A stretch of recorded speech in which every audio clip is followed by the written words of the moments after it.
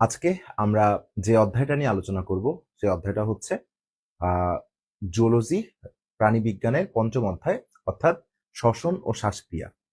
So প্রথম যে জিনিসটা আমাদেরকে এই অধ্যায় থেকে জানতে হবে সেই জিনিসটা হচ্ছে শ্বসন জিনিসটা আসলে কি। তো অনেকে আমাকে মাঝে মধ্যে বলে, ভাই শ্বসন আর শোষণ এই দুটো জিনিস কি এক? এই দুটো জিনিস কেন এক হবে? এই দুটো জিনিস এক না।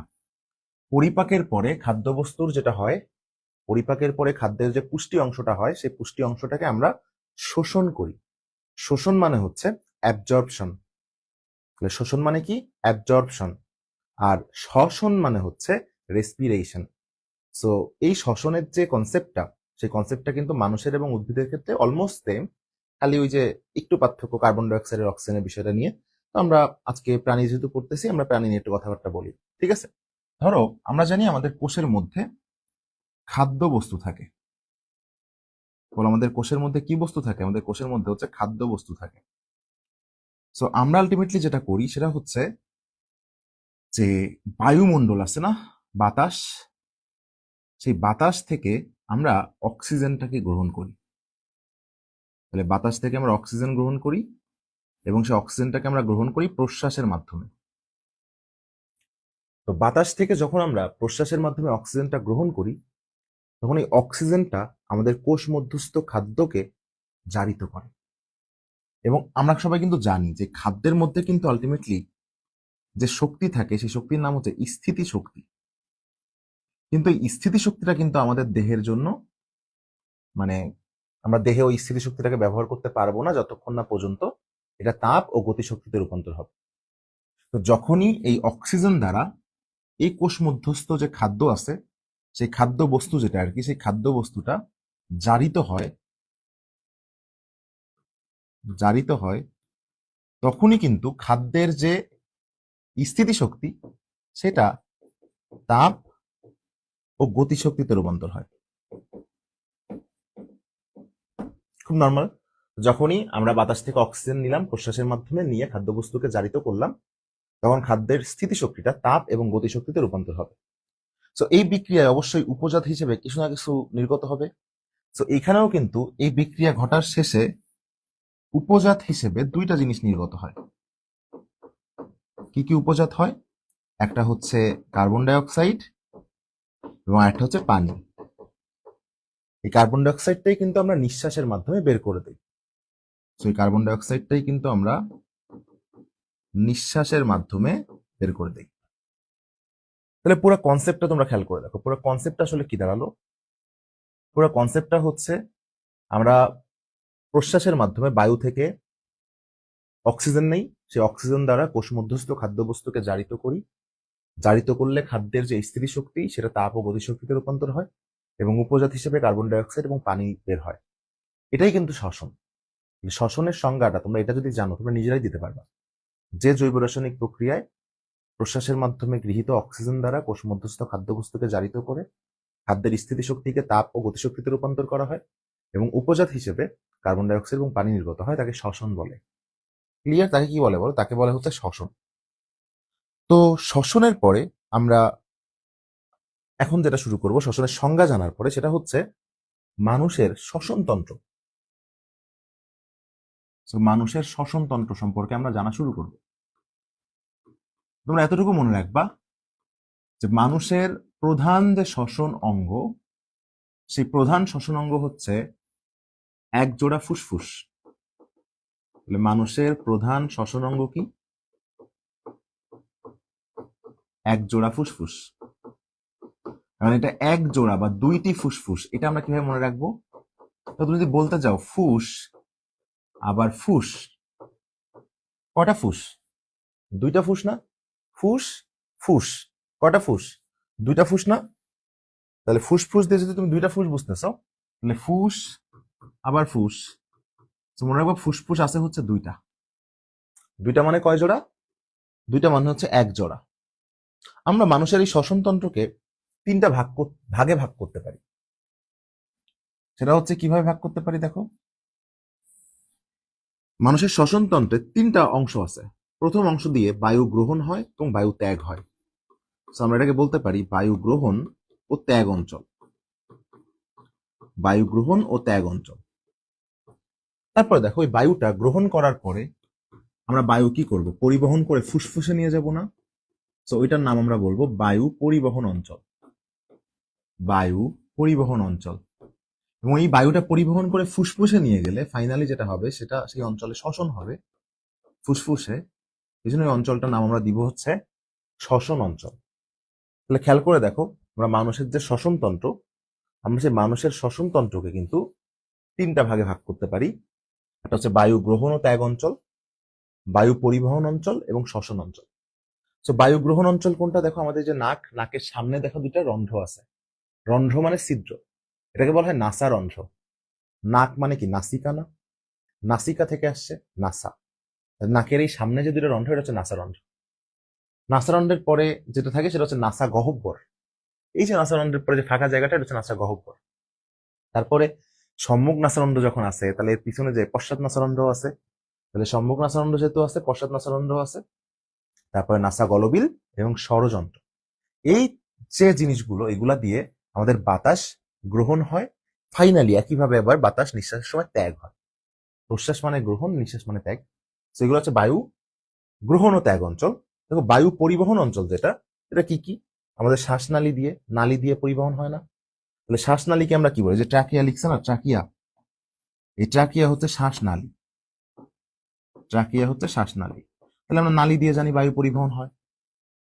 এরপরে আমরা জানি ব্রঙ্কাস আছে, এবং ব্রঙ্কাসের যে ক্ষুদ্রতম শাখা, এই যে ওল, লাস্ট দেখছো না ওল আছে, ওল।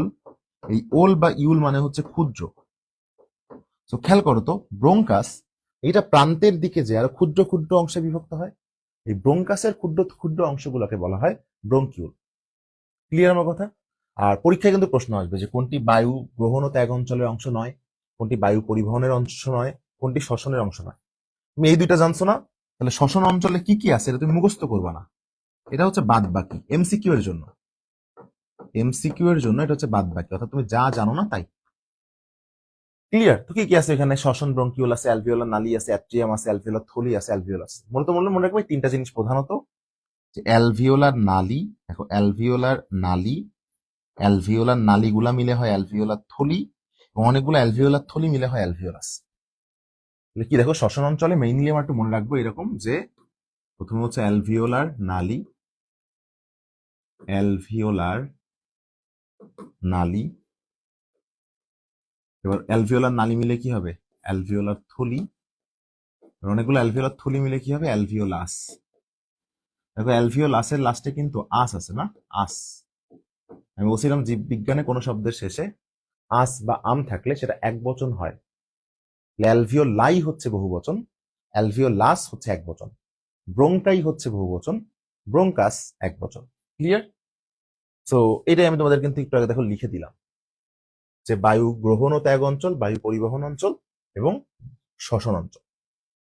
হ্যাঁ, এখন চলো আমরা যেটা করবো সেটা হচ্ছে একদম শুরু থেকে শুরু করবো। একদম শুরু থেকে শুরু করবো। সো আমরা প্রথমে বলবো, দেখো শ্বসন পথ। যদি শ্বসন পথ নিয়ে একটু লেখাপড়া করি, দেখো প্রথমেই যেটা আসে এটা হচ্ছে 1 নাম্বার সম্মুখ নাসারন্ধ্র।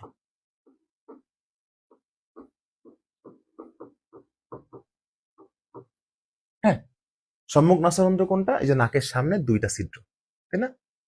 তাহলে এই সম্মুখ নাসারন্ধ্র দিয়েই কিন্তু শ্বসন পথের শুরু। খুব নর্মাল। তুমি যখন বাতাসটাকে গ্রহণ করবা, এই দুটা ছিদ্র দিয়েই প্রবেশ করবে। 2 নম্বর কথা, দেখো আমাদের নাক কিন্তু একটা, এই নাক একটি হলেও নাসার যে ছিদ্র বা নাসার যে রন্ধ্র, সেটা কিন্তু দুইটা। কেন?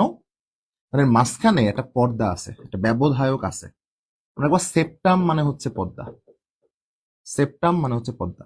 যেহেতু এটা নোজে আছে, নাকে আছে, তাহলে নোজ থেকে নেজাল। তাহলে লাইনটা এমন বলবো আমরা, যে নাক একটি হলেও নেজাল সেপ্টামের মাধ্যমে দুইটি নাসারন্ধ্রের বিকাশ ঘটেছে। নাক একটি হলেও নেজাল সেপ্টামের মাধ্যমে দুইটি নাসারন্ধ্রের কিন্তু বিকাশ ঘটেছে। ওকে? সেই নাসারন্ধ্র দিয়ে কি হয়? নাসারন্ধ্র দিয়ে আমাদের বায়ু প্রবেশ করে, বায়ু প্রবেশ করে, ইভেন বায়ু ত্যাগও হয় এটা দিয়ে কিন্তু। এই যে নাকের এই যে নাকের সামনে যে দুইটা ছিদ্র। এরপরে দেখো সম্মুখ নাসারন্ধ্রের পরে একটা অংশ আছে যেটা তোমাদের বইয়ে এখন আলোচনা করে নাই, এবার একটু বলে দিই তোমাদেরকে, সেটা হচ্ছে ভেস্টিবিউল। ভেস্টিবিউল কোনটুকু জানো? এই যে সম্মুখ নাসারন্ধ্রের পরে দেখো নাকের মধ্যে যে লোম আছে না যে জায়গায়, এভাবে মনে রাখবা ভেস্টিবিউলের লাস্টে ল আছে, লতে হচ্ছে লোম, এটা সম্মুখ নাসারন্ধ্রের পরের অংশ। যেহেতু ভেস্টিবিউলের প্রাচীরে লোম আছে, এই লোমগুলার কাজই হচ্ছে মনে রাখবা ছাকনির মতো কাজ করা। হ্যাঁ, ফিল্ট্রেশন করে এরা ছাকনির মতো। এরা কি পরিষ্কার করতে সাহায্য করে? এরা ছাকনির মতো বাতাস পরিষ্কার করতে সাহায্য করে। তোমরা দুইটা জিনিস মনে রাখবা, কোথাও যদি বইয়ে সিলিয়া দেখো, সিলিয়া এবং লোম দেখো, দুইটা কাজ কম। একটা কাজ হচ্ছে এই যে ছাকনির মতো কাজ করে বাতাস পরিষ্কার করা, আরেকটা কাজ হচ্ছে ধুলাবালি আটকে দেওয়া। স্বাভাবিক, বাতাস পরিষ্কার করা মানে কিন্তু ধুলাবালি আটকে দিবে, ধুলাবালি আটকে দিবে। যেখানে সিলিয়া থাকবে এবং এই লোম থাকবে, তার দুইটা কাজ, বাতাস পরিষ্কারে সাহায্য করা, ধুলাবালি আটকে দেওয়া। গেল। এরপরে দেখো, এরপরে না সম্মুখ নাসারন্ধ্র ভেস্টিবিউল, তারপরে যেটা থাকে সেটা হচ্ছে নাসা গহ্বর। 3 নম্বর অংশে কি থাকে? বায়ু গ্রহণ ও ত্যাগ অঞ্চলে নাসা গহ্বর। নাসা মানে কি? নোজ, নোজ থেকে নেজাল, ক্যাভিটি মানে গহ্বর। নেজাল ক্যাভিটিতে দুইটা কথা মনে রাখবা। 1 নাম্বার হচ্ছে থাকে সিলিয়া যুক্ত মিউকাস নিঃস্রাবী, সিলিয়া যুক্ত মিউকাস নিঃস্রাবী থাকে। এবং 2 নাম্বার জিনিস হচ্ছে অল ফ্যাক্টরি কোষ থাকে। সিলিয়া যুক্ত মিউকাস নিঃস্রাবী থাকে আর অল ফ্যাক্টরি কোষ থাকে। তোমরা সবাই জানো olfactory, optic, oculomotor, trochlear, trigeminal, abducens, facial, auditory, glossopharyngeal, vagus, spinal, accessory, hypoglossal. এই 12 জোড়া হচ্ছে করোটিক স্নায়ু, যার মধ্যে অল ফ্যাক্টরি যে স্নায়ুটা, এই স্নায়ুটা ঘ্রাণ অনুভূতিকে মস্তিষ্কে প্রেরণ করতে সাহায্য করে। এটা সবাই তোমরা জানো, সমন্বয় নিয়ন্ত্রণে পড়ছে। ঘ্রাণ অনুভূতি এটা মস্তিষ্কে প্রেরণ করতে সাহায্য করে, সেটা ঘ্রাণ অনুভূতিকে মস্তিষ্কে প্রেরণ করে। সিলিয়া আছে না, সিলিয়া আছে মানে বলো তোকে কাকে আটকে দেয়? ও ধুলাবালি আটকে দেয় এবং বাতাস পরিষ্কার করে, তাই না? এবং নিঃস্রাবী মানে নিঃসরণ করা, নিঃস্রাবী মানে নিঃসরণ করা। মিউকাসের মধ্যে মনে রাখবা অ্যান্টিবায়োটিকের উপস্থিতি আছে। তো ওই অ্যান্টিবায়োটিক যখন নিঃসরণ হয়, অর্থাৎ মিউকাস নিঃসরণ হয়, তখন এই ধুলাবালির মধ্যে থাকা যে রোগ জীবাণু আছে, সেই রোগ জীবাণুকে সে ধ্বংস করে, রোগ জীবাণু ধ্বংস করে। তাহলে সিলিয়া করে কি? ধুলাবালি আটকে দেয়, বাতাস পরিষ্কার করে। আর মিউকাস নিঃস্রাবী কি করে? রোগ জীবাণু ধ্বংস করে। আমাদের বই একবারেই লেখা আছে সিলিয়া যুক্ত মিউকাস নিঃস্রাবী গুলো ধুলাবালি ও রোগ জীবাণু ধ্বংস করে, আলাদাভাবে লেখে নাই, এই আর কি। তো নাসা গহ্বরের পরে দেখো আমাদের কিন্তু প্রথমে ছিল সম্মুখ নাসারন্ধ্র, ভেস্টিবিউল, নাসা গহ্বর, পিছনে চলে গেছি না? এরপরে আবার নাসারন্ধ্র, শেষ নাসারন্ধ্র মানে কি? পশ্চাৎ নাসারন্ধ্র। পশ্চাৎ নাসারন্ধ্র সম্পর্কে একটা কথাই মনে রাখবা, এই পশ্চাৎ নাসারন্ধ্রের অপর নাম হলো কোয়ানা। তাহলে পশ্চাৎ নাসারন্ধ্রের অপর নাম হলো কোয়ানা, এটা একটু মনে রাখবা, কোয়ানা বা কোয়ানি। কি মনে রাখবো? পশ্চাৎ নাসারন্ধ্রের অপর নাম হচ্ছে কোয়ানা। হ্যাঁ, আচ্ছা, এরপরে কি আছে? এরপরে দেখো আমরা যে অংশটা পড়বো সেই অংশটার নাম হচ্ছে নাসা গলবিল। আমাদের কি কি হলো দেখো, আমাদের সম্মুখ নাসারন্ধ্র হলো, সম্মুখ নাসারন্ধ্র হলো, নাসা গহ্বর হলো, পশ্চাৎ নাসারন্ধ্র হলো, এখন আমরা পড়বো নাসা গলবিল। তো নাসা গলবিল পড়তে গেলে তোমরা মনে রাখবা গলবিল আসলে কিন্তু 2 ধরনের হয়। ঠিক আছে, আমরা যখন গলবিলের কথা বলবো, 5 নাম্বারটা একটু লিখি। 5 নাসা গলবিল। তোমাদের একটু বলে দিই আমি, গলবিল কিন্তু 2 ধরনের হয়। হ্যাঁ, মনে রাখবা গলবিলকে বায়োলজিতে বলে ফ্যারিংস, আর স্বরযন্ত্রকে বায়োলজিতে বলে ল্যারিংস। সেই গলবিল 2 প্রকার হয়, একটা হচ্ছে নাসা গলবিল, একটা হচ্ছে মুখ গলবিল। সো নাসা মানে কি? নাসা মানে ন্যাসো, তো এটা হচ্ছে ন্যাজোফ্যারিংস বা ন্যাসোফ্যারিংস। ওকে, আর মনে রাখবা ওরো মানে মুখ, তোমরা বলো না ওরাল ক্যাভিটি, ওরো মানেই মুখ, আর অটো মানে কান। তাহলে ওরো থেকে এটাকে আমরা বলবো ওরোফ্যারিংস, ওরোফ্যারিংস। তো আমরা এখন যেটা পড়তেছি এটা কিন্তু নাসা গলবিল বা ন্যাজোফ্যারিংস।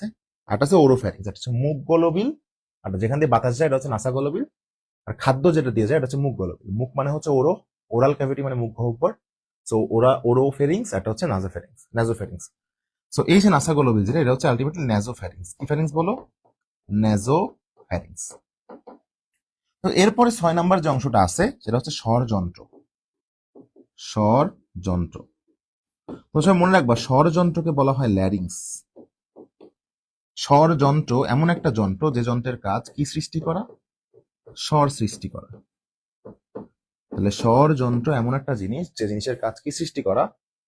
যে জিনিসের কাজ হচ্ছে স্বর সৃষ্টি করা। ক্লিয়ার? স্বর সৃষ্টি করা। আচ্ছা, মনে রাখবা এই স্বরযন্ত্রের প্রাচীরে 3 ধরনের তরুণাস্থি আছে। এই যে স্বরযন্ত্র আমরা পড়ছি, এই স্বরযন্ত্রের প্রাচীরে 3 ধরনের তরুণাস্থি আছে।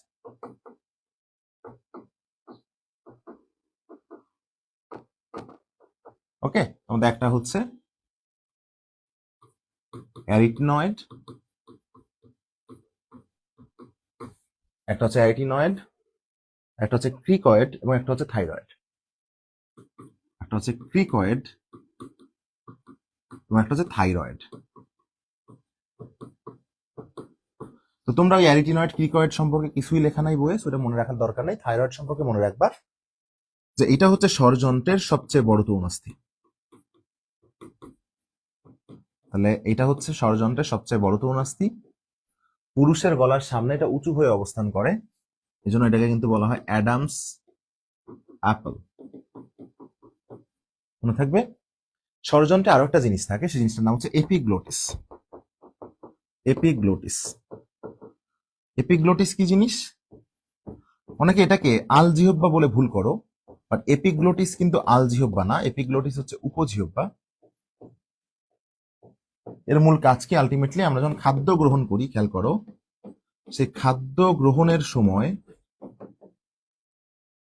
এই উপজিহ্বা বা এপিগ্লোটিস এটি কিন্তু স্বরযন্ত্রের যে মুখ, সেই স্বরযন্ত্রের মুখকে বন্ধ করে দেয়, বন্ধ করে দেয়, যার কারণে স্বরযন্ত্রের মধ্যে কিন্তু খাদ্য ঢুকতে পারে না।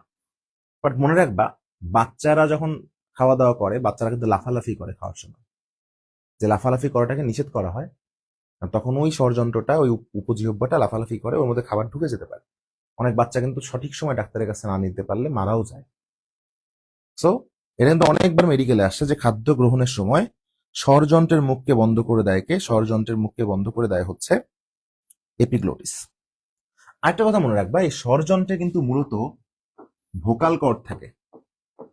বাংলা সিনেমা যখন তোমরা শোনো, বাংলা সিনেমা কিন্তু অনেকবার শুনছো, দেখবা নায়ক খুব ভালো গান গাইতে পারে, শেষ মুহূর্তে যে ভোকাল কর্ড নষ্ট হয়ে যায়, তারপরে সে ফাইনাল কোন একটা গানের একটা ব্যাপার থাকে, সে গান গাইতে পারবে না।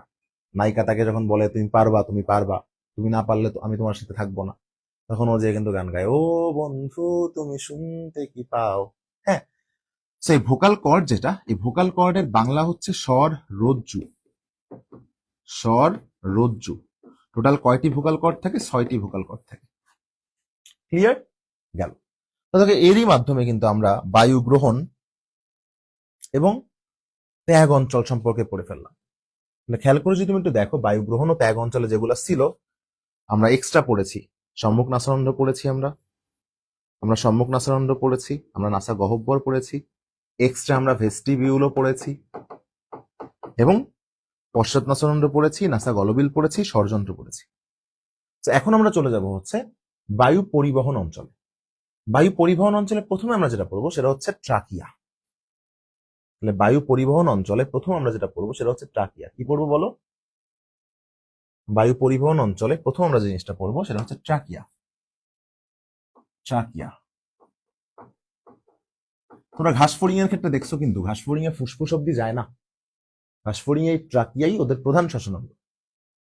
ঘাসফড়িং এর ক্ষেত্রে ট্রাকিয়াই ওদের প্রধান শ্বসনাঙ্গ। হ্যাঁ, একবার ট্রাকিয়া মানে হচ্ছে শ্বাসনালী। শ্বাসনালী মনে থাকবে। এই যে ট্রাকিয়া বা শ্বাসনালী, এর দৈর্ঘ্যটা একটু মনে রাখো তোমরা সবাই, এর দৈর্ঘ্য হচ্ছে 12 সেন্টিমিটার।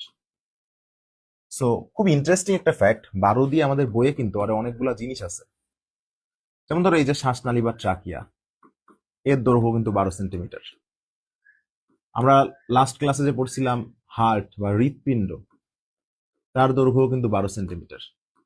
তোমরা যে পড়বো বৃক্ক বা কিডনি, তার দৈর্ঘ্য কিন্তু 12 সেন্টিমিটার, রাইট? তোমরা যখন পড়বা মেয়েদের ফেলোপিয়ান টিউব, তার দৈর্ঘ্য কিন্তু 12 সেন্টিমিটার।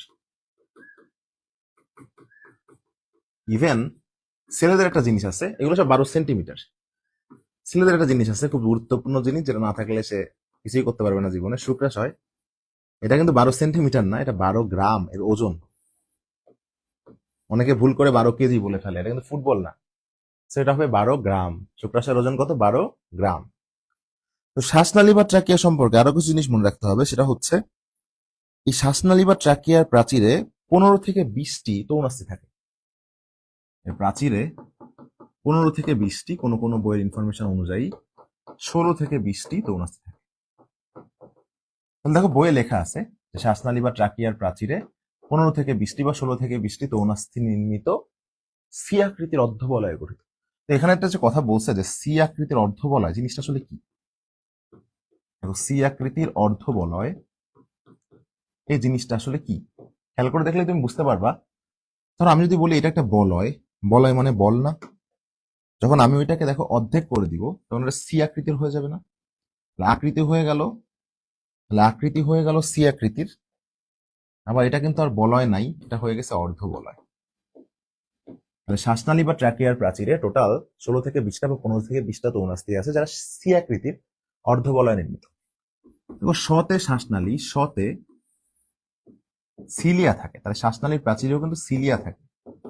সিলিয়া মানে তার কাজ কি তোমরা সবাই জানো, ধুলাবালি আটকে দেয়, ইভেন বাতাসকে পরিষ্কার করে। যেখানে সিলিয়া থাকবে, যেখানে লোম থাকবে, তার কাজ কমন হবে। শ্বাসনালী বা ট্রাকিয়ার পরে আমরা যে অংশটা পড়বো, সেই অংশটার নাম হচ্ছে ব্রোঙ্কাস। ক্লিয়ার?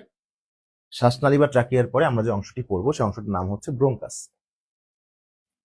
তোমরা সবাই মনে রাখবা যে এই যে ব্রোঙ্কাস, এটা কিন্তু দুইটা খণ্ড আছে।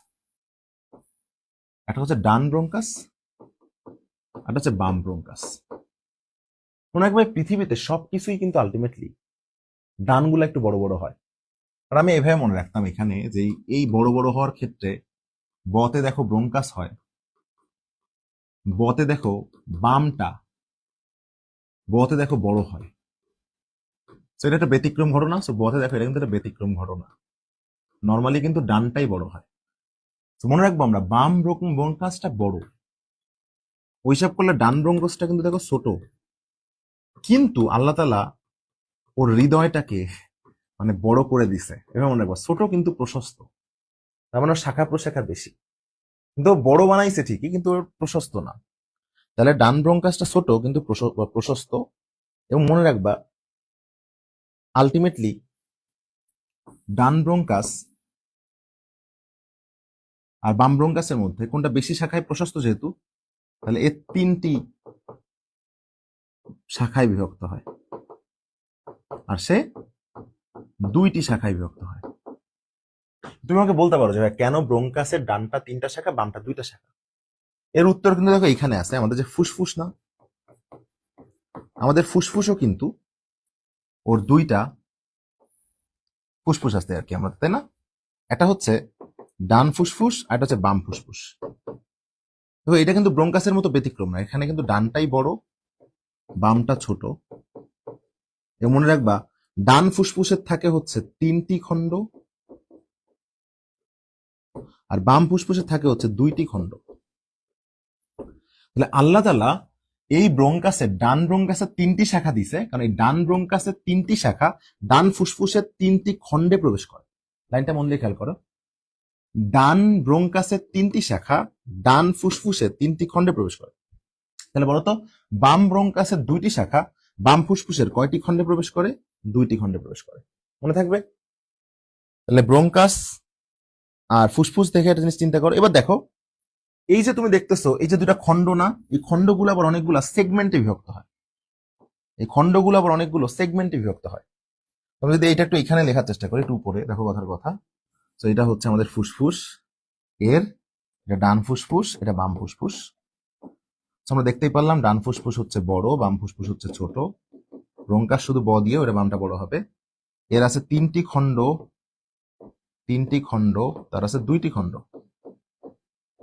তবে এই খণ্ডগুলো আবার অসংখ্য সেগমেন্ট, আসলে কিন্তু সেগমেন্ট মানেই খণ্ড। হ্যাঁ, একসময় এগুলাকে লোবিউল বলতো, খণ্ড মানে লোভ, তার ক্ষুদ্র খণ্ড লোবিউল বলতো।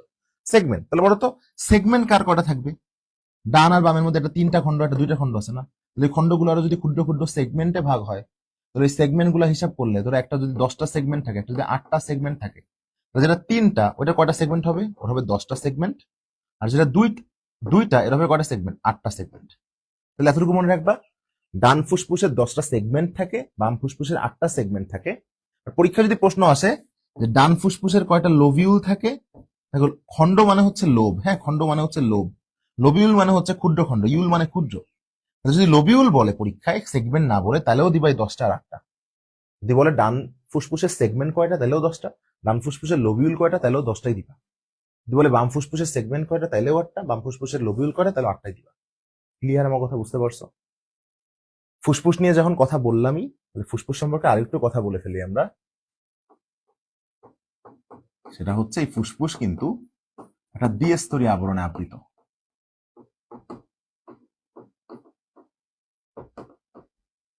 স্যার লিমিটটা দেখেন,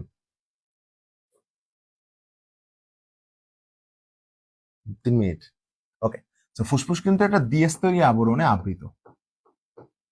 দ্বিস্তরীয় আবরণের নাম হচ্ছে, তোমাদের বইয়ে কিন্তু একসময় লেখা ছিল এটাকে প্লুরা, এবং আবার কিন্তু লিখছে দেখো প্লিউরা।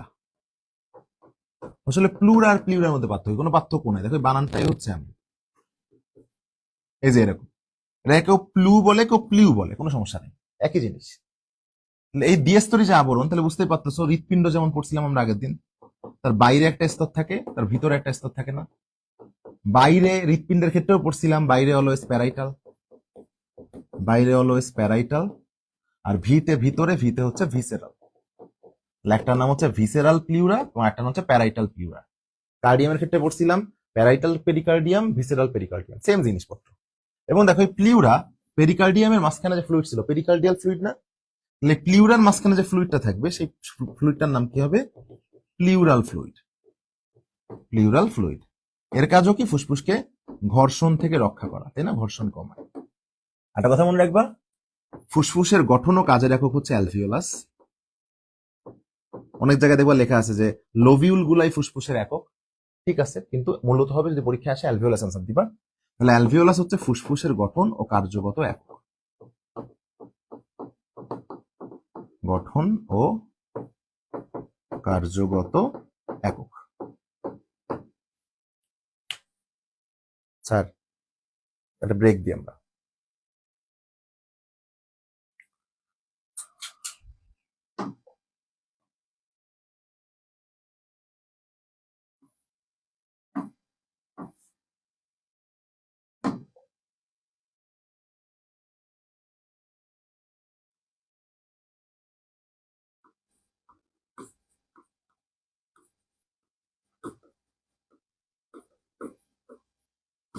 আমরা অ্যালভিওলাস সম্পর্কে লেখাপড়া করব, কিন্তু তার আগে একটা 3 মিনিটের ব্রেক দিই তোমাদেরকে। সেই ব্রেকের পরে কিন্তু আমরা ফিরে আসছি ইনশাল্লাহ। হ্যাঁ, সেটা 3 মিনিটের ব্রেক, তারপরে আমরা শুরু করবো।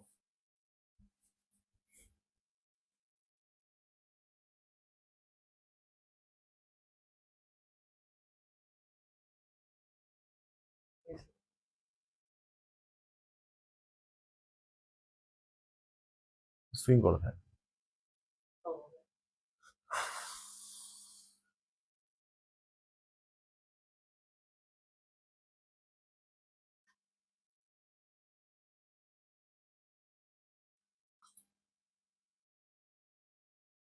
সুইং করো।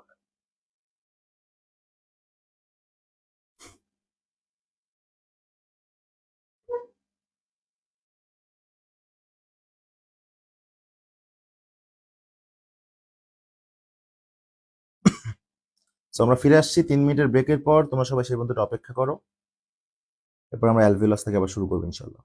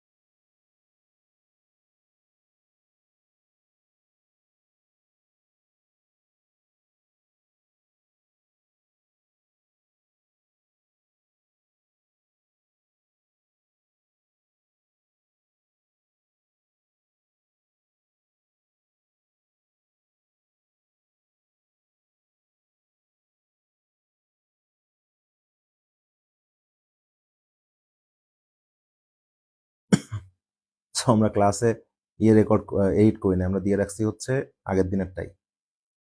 8 করে দিই একটু। সেটা হচ্ছে লেকচার 3-4, আজকে 3 আর 4 হবে সকালে। সো 3, অধ্যায়ের নাম কি?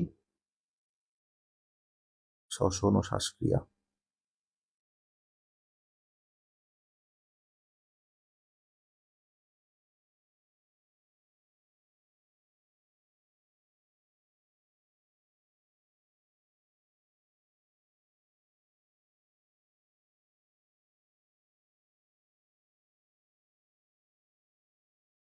ওকে, আমরা শুরু করতে পারি।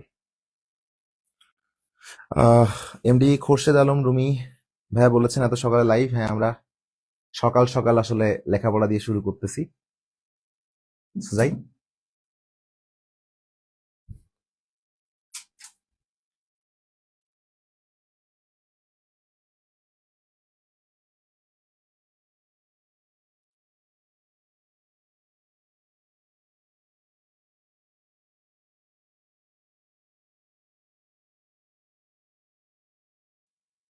যাবো। সো আমরা এখন হচ্ছে অ্যালভিওলাস পড়বো আবার ইনশাল্লাহ ব্রেকের পর।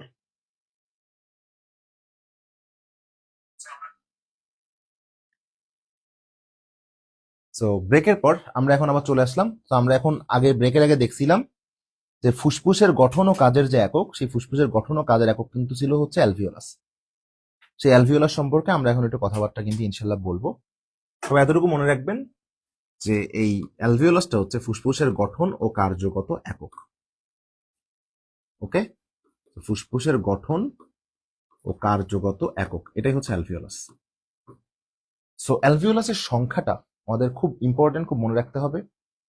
মনে রাখবেন যখন একটা নবজাতক শিশু জন্মগ্রহণ করে, এই নবজাতক শিশুতে অ্যালভিওলাসের সংখ্যা কিন্তু থাকে,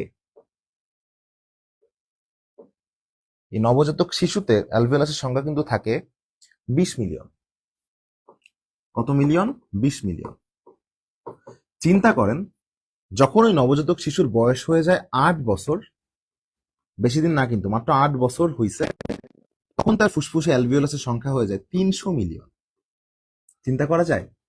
তাহলে একটা নবজাতক শিশু জন্মগ্রহণ করার পর তার ফুসফুসে অ্যালভিওলাসের সংখ্যা থাকে 20 মিলিয়ন, আর যখন তার বয়স 8 বছর হয়ে যায়, 8 বছরে যে তার অ্যালভিওলাসের সংখ্যা হয়ে যায় 300 মিলিয়ন। তাহলে চিন্তা করেন, পূর্ণবয়স্ক মানুষ যারা, পূর্ণবয়স্ক মানুষের, একজন পূর্ণবয়স্ক যারা, সেই পূর্ণবয়স্ক মানুষের কিন্তু ফুসফুসে অ্যালভিওলাসের সংখ্যা থাকে আলটিমেটলি 274 থেকে 790 মিলিয়ন অ্যাভারেজ, মানে রেঞ্জ আর কি, 790 মিলিয়ন। আপনি যদি অ্যাভারেজ বলতে চান আমাকে, তাহলে এটা দাঁড়াবে হচ্ছে 480 মিলিয়ন। মোটামুটি বই যেটা দেওয়া আছে আর কি, 480 মিলিয়ন। এই সংখ্যাগুলো কিন্তু একটু মনে রাখবেন। একটা কথা মনে রাখতে হবে, সেটা হচ্ছে একটা মানব ভ্রূণে সর্বপ্রথম সারফেক্টান ক্ষরণ শুরু হয় যখন তার বয়স থাকে আমাদের 24 সপ্তাহ। আমি আবারও বলি, একটা মানব ভ্রূণে 24 সপ্তাহের আগে আর কি সারফেক্টান ক্ষরণ কিন্তু শুরু হয় না। আমি যদি বলি আলটিমেটলি, খেয়াল করেন, সারফেক্টানটা নিয়ে একটু পরে কথা বলতেছি। এই অ্যালভিওলাস থেকে এক ধরনের, হ্যাঁ ওটাতে একটু পরে আসবো, এই অ্যালভিওলাস থেকে এক ধরনের ডিটারজেন্ট সদৃশ রাসায়নিক ক্ষরিত হয়। আমরা কি মনে রাখলাম? যে অ্যালভিওলাস থেকে এক ধরনের ডিটারজেন্ট সদৃশ রাসায়নিক ক্ষরিত হয়। সো ডিটারজেন্ট শুনলে আমার সবার আগে যেটার নাম মাথায় আসে, হচ্ছে সারফেক্সেল। মনে রাখবেন এটার নামও কিন্তু অনেকটা ওই রকমই, সারফেক্সেলের মতোই। তার নাম কি? সারফেক্ট্যান্ট। আপনি ওকে বলতে পারেন যে ভাইয়া ঠিক আছে, ডিটারজেন্ট সদৃশ রাসায়নিকের নাম সারফেক্ট্যান্ট, এর কাজ কি? আমি লিখে দিচ্ছি ইংলিশে একটা লাইন, মনে রাখবেন সারফেক্ট্যান্ট হলো সারফেস টেনশন লোয়ারিং এজেন্ট। সারফেক্ট্যান্ট হলো সারফেস টেনশন লোয়ারিং এজেন্ট। খেয়াল করে দেখেন তো, এই সারফেস টেনশন মানে হচ্ছে পৃষ্ঠ টান। সো আলটিমেটলি এই পৃষ্ঠ টানকে আমাদের সারফেক্ট্যান্ট কি করে? কমিয়ে দেয়, মানে কমায়। তাহলে পৃষ্ঠটান কমালে ফুসফুসের শ্বসন তল বৃদ্ধি পায়, ফলে তার গ্যাসীয় আদান প্রদান কিন্তু সহজ হয়। দেখেন সারফেস টেনশনের প্রথম যে কথাটুকু যদি বলি, এটা হচ্ছে সারফেক্ট। খেয়াল করছেন? সারফেস বা সারফেক্ট, টেনশনে দেখেন টেন, এখান থেকে আসছে সারফেক্ট্যান্ট। সারফেক্ট্যান্ট মানে যে সারফেস টেনশন কমায়। সারফেক্ট্যান্ট কতটা গুরুত্বপূর্ণ আমাদের জন্য একটু বলি। 23 সপ্তাহ বয়স যখন থাকে একটা মানব ভ্রূণের, এই 23 সপ্তাহ বয়সী মানব ভ্রূণে সর্বপ্রথম সারফেক্ট্যান্ট ক্ষরণ শুরু হয়। 23 সপ্তাহ বয়সী মানব ভ্রূণে সর্বপ্রথম সারফেক্ট্যান্ট ক্ষরণ শুরু হয়। এই জন্য চিন্তা করেন, যখন সারফেক্ট্যান্ট ক্ষরণ শুরু হয় তখনই কিন্তু ওই মানব ভ্রূণটা স্বাধীন অস্তিত্বের হয়। তার মানে কি, যতদিন না পর্যন্ত একটা মানব ভ্রূণে সারফেক্ট্যান্ট ক্ষরণ শুরু হয় নাই, ততদিন পর্যন্ত সে কিন্তু নিজে শ্বাস প্রশ্বাস নিতে পারতো না, তার মায়ের মাধ্যমে শ্বাস প্রশ্বাসের ব্যবস্থা আল্লাহ করে দিত।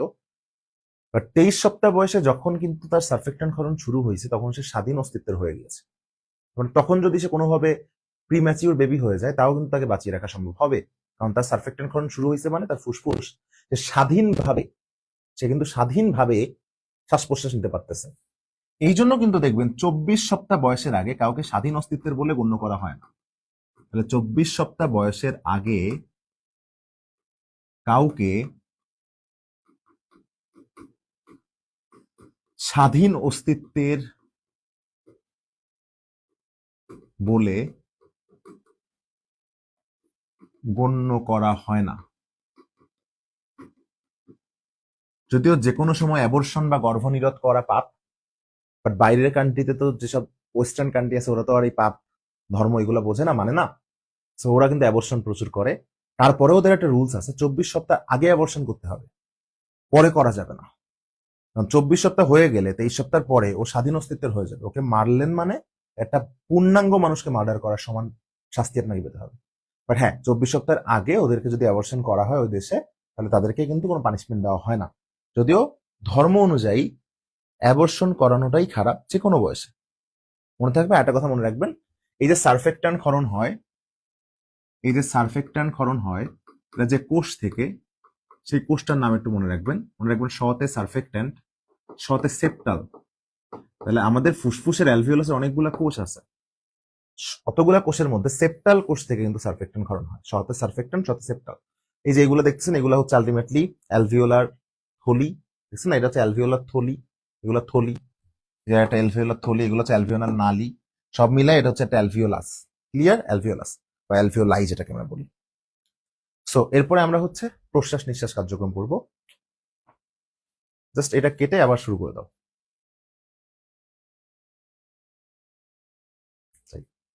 ওকে, সো এখন আমরা সরাসরি চলে যাব হচ্ছে প্রশ্বাস নিঃশ্বাস কার্যক্রমে।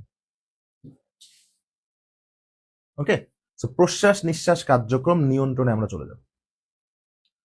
সো সবাই খুব মন দিয়ে বুঝতে হবে এই জায়গাটা, যে আমরা এখন কি পড়বো। আমরা এখন পড়বো হচ্ছে প্রশ্বাস নিঃশ্বাস কার্যক্রম। হ্যাঁ, প্রশ্বাস নিঃশ্বাস কার্যক্রম। তো আমি যদি একটু লিখি প্রশ্বাস, মনে রাখবেন এই প্রশ্বাস মানে হচ্ছে শ্বাস গ্রহণ। আর আমি যদি বলতাম নিঃশ্বাস, মনে রাখবেন নিঃশ্বাস মানে হচ্ছে শ্বাস ত্যাগ। তো গ্রহণ আর ত্যাগ কিভাবে মনে রাখবেন? দেখবেন টিভিতে যখন কেউ মারা যায় খবর বলে যে আজ বিকাল এত ঘটিকার সময় মারুফ আল শাহরিয়া স্যার শেষ নিঃশ্বাস ত্যাগ করেছেন। তো শেষ নিঃশ্বাস অলওয়েজ কিন্তু ত্যাগ বোঝায়, নিঃশ্বাস ত্যাগ আর প্রশ্বাস গ্রহণ। ওকে, এখন দেখেন এই প্রশ্বাস আর নিঃশ্বাসের সাথে জড়িত যে পেশি রয়েছে, সেই পেশিগুলোর নাম হচ্ছে শ্বাস পেশি। আমি সংক্ষেপে তোমাদের একদম ইজিলি বলতেছি আর কি। হ্যাঁ, কি পেশি বলতে পারি আমরা? শ্বাস পেশি। কি পেশি? শ্বাস পেশি।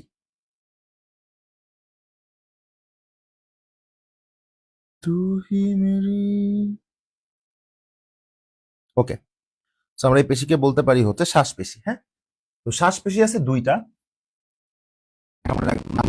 ডায়াফ্রাম পেশি, ডায়াফ্রাম পেশি, আর নাম হচ্ছে ইন্টারকোস্টাল পেশি। তবে তোমাদেরকে একটু বলে দেই, ডায়াফ্রাম মানে হচ্ছে মধ্যচ্ছদা,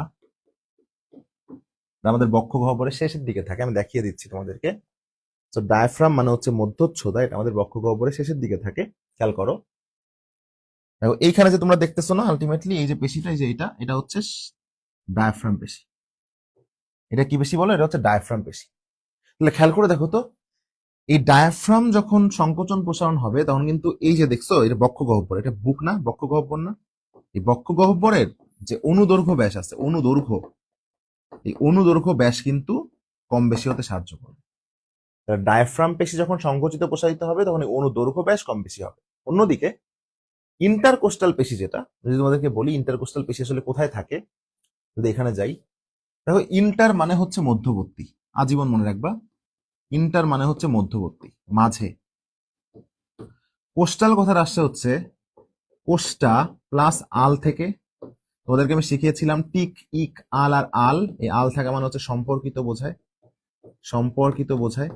কোস্টা মানে হচ্ছে রিপস, রিপস মানে হচ্ছে পরশুকা, পরশুকা। হ্যাঁ, সো আমাদের যে বুকের পাঁজরের যে হাড্ডিগুলো আছে না, 12 জোড়া পরশুকা থাকে, এই পরশুকার মাঝখানে থাকে ইন্টারকোস্টাল পেশি।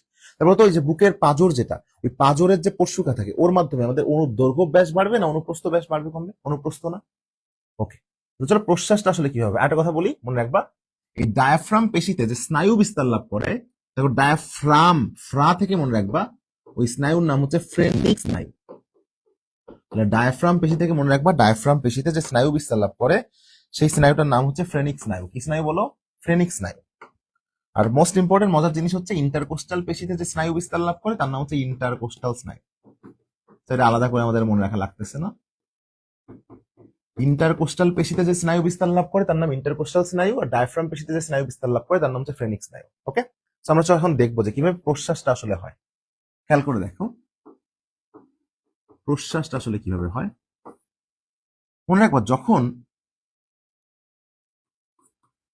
ডায়াফ্রাম পেশি সংকুচিত হবে, তাহলে এখানে একটা কথা মনে রাখতে হবে, নর্মালি আমরা জানি প্রসারণ হলে বাড়ে, বাট এই পেশির ক্ষেত্রে সংকোচন হলে বাড়বে। এটা একটু আমরা এখানে মনে রাখবো যে অন্যান্য সবকিছুর ক্ষেত্রে প্রসারণ মানে বাড়বে, আর এখানে সংকোচন মানে বাড়বে, একটু মনে রাখবো। তাহলে খেয়াল করো, যখন ডায়াফ্রাম পেশি সংকুচিত হয় তখন আমাদের যে বুকের, ওটাকে আমরা বলি বক্ষ গহ্বর, মূলত এই বক্ষ গহ্বরের অনুদৈর্ঘ্য ব্যাস বাড়বে না অনুপ্রস্থ ব্যাস বাড়বে? একটু আগে দেখালাম ডায়াফ্রাম পেশি দৈর্ঘ্য বরাবর থাকে। তাহলে ধরো এটা যদি হয়, আমি চিন্তা করি এটা বক্ষ গহ্বর, ডায়াফ্রাম পেশিটা এরকম আছে না? তো যখন সংকুচিত হবে তখন তাকে অনুদৈর্ঘ্য হবে কি হবে? দেখো এই চিত্রটা এমন হয়ে যাবে না, এটা একটু কিছুটা ফ্ল্যাট হয়ে যাবে না? তখন এই অনুদৈর্ঘ্য যে ব্যাসটা, এই অনুদৈর্ঘ্য ব্যাসটা কি বেড়ে যায় না? অন্যদিকে বলতো, যদি ইন্টারকোস্টাল পেশি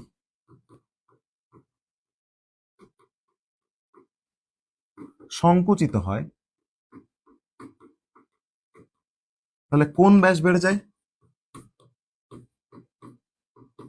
অনুপ্রস্থ ব্যাস বেড়ে যায় না?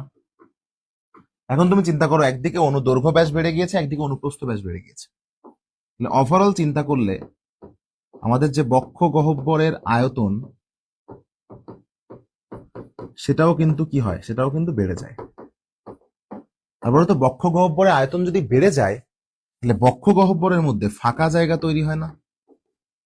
বক্ষ গহ্বরের মধ্যে ফাঁকা জায়গা তৈরি হয় না? ফাঁকা জায়গা তৈরি হলে বলতো বায়ুর কি তৈরি হয়? বায়ুর ঘাটতি তৈরি হয় না? আর যখনই বায়ুর ঘাটতি তৈরি হবে তখন এই বায়ুর ঘাটতি পূরণের জন্য আলটিমেটলি যেটা করা হবে সেটা হচ্ছে প্রশ্বাস। তাহলে পুরো জিনিসটা আমি একবার বলে দিই। ডায়াফ্রাম পেশি সংকুচিত হলে, ওদিকে ইন্টারকোস্টাল পেশি সংকুচিত হলে, ডায়াফ্রাম পেশি সংকুচিত হলে অনুদৈর্ঘ্য ব্যাস বাড়ে, ইন্টারকোস্টাল পেশি সংকুচিত হলে অনুপ্রস্থ ব্যাস বাড়ে। ওভারঅল বক্ষ গহ্বরের আয়তন বাড়ে, ফলে বক্ষ গহ্বরের মধ্যে ফাঁকা জায়গা বাড়ে, ফাঁকা জায়গা বললে বায়ু ঘাটতি তৈরি হয়, ফলে প্রশ্বাস হয়। তো নিঃশ্বাস যদি আমি তোমাদেরকে বলি তাহলে খেয়াল করে দেখো, নিতে হচ্ছে নিঃশ্বাস, নিতে হচ্ছে নিঃশ্বাস, এই নিতে হচ্ছে একটা নিষ্ক্রিয় প্রক্রিয়া। তাহলে পরীক্ষা যদি প্রশ্ন আসে বলো কোনটি নিষ্ক্রিয় প্রক্রিয়া, প্রশ্বাস না নিঃশ্বাস? অ্যান্সার হবে নিঃশ্বাস। যে নিতে হচ্ছে নিঃশ্বাস, নিতে হচ্ছে নিষ্ক্রিয় প্রক্রিয়া। কেন নিষ্ক্রিয় প্রক্রিয়া? কারণ এখানে আসলে কিছু হয় না, এই জিনিসগুলো আবার আগের অবস্থায় ফেরত যাওয়ার কারণে নিঃশ্বাস আছে। একটা ধরো ধনুক তুমি টান দিলা, চলে গেল, ছেড়ে দেওয়ার সাথে সাথে আবার আগের জায়গায় চলে যায় না, এমন। তো নিঃশ্বাসে কি হবে দেখো, ডায়াফ্রাম পেশি সংকুচিত হয়েছিল, ওটা আবার প্রসারিত হয়ে যাবে, ইন্টারকোস্টাল পেশি সংকুচিত হয়েছিল, আবার প্রসারিত হয়ে যাবে। তাহলে অনুদৈর্ঘ্য ব্যাস কমে যাবে, অনুপ্রস্থ ব্যাস কমে যাবে, বক্ষ গহ্বরের আয়তন কমে যাবে, ফলে বায়ু ঘাটতির জায়গায় তখন বায়ুর আধিক্য তৈরি হবে না, বেড়ে যাবে না আরো, তখন এটা বাইরে বের হয়ে যাবে, এটা হচ্ছে নিঃশ্বাস। তাহলে আমরা মনে রাখবো নিতে নিঃশ্বাস, নিতে হচ্ছে এটা নিষ্ক্রিয় প্রক্রিয়া। ক্লিয়ার? ওকে, এখন চিন্তা করো এই প্রশ্বাস নিঃশ্বাস কার্যক্রমের স্নায়বিক নিয়ন্ত্রণ বলে একটা জিনিস আছে। প্রশ্বাস নিঃশ্বাস কার্যক্রমের যে নিয়ন্ত্রণ একটা আছে তার নাম হচ্ছে স্নায়বিক নিয়ন্ত্রণ। এই স্নায়বিক নিয়ন্ত্রণ জিনিসটা আসলে কেমন, এটা অনেকে বোঝে না, বুঝতে পারে না, কঠিন লাগে অনেকের কাছে, বাট এই জিনিসটা কিন্তু আমরা অনেক সহজ করে চাইলে করতে পারি। তো আমরা এখন ওই জিনিসটাই দেখার চেষ্টা করবো যে প্রশ্বাস নিঃশ্বাস কার্যক্রমের স্নায়বিক নিয়ন্ত্রণ। মনে রাখবা প্রশ্বাস নিঃশ্বাসকে যারা নিয়ন্ত্রণ করে, যে কেন্দ্রগুলো, সেই কেন্দ্রকে আমরা বলবো হচ্ছে শ্বাস কেন্দ্র। আর এই শ্বাস কেন্দ্র রয়েছে টোটাল 4টি, যার মধ্যে আমাদের মেডুলায় থাকে 2টি, অন্যদিকে আমাদের পন্সে থাকে 2টি। এটা মস্তিষ্কের অংশ, তোমরা সবাই জানো, মেডুলা পন্স পশ্চাৎ মস্তিষ্কের অংশ, সেরেবেলাম, মেডুলা অবলঙ্গটা, পন্স।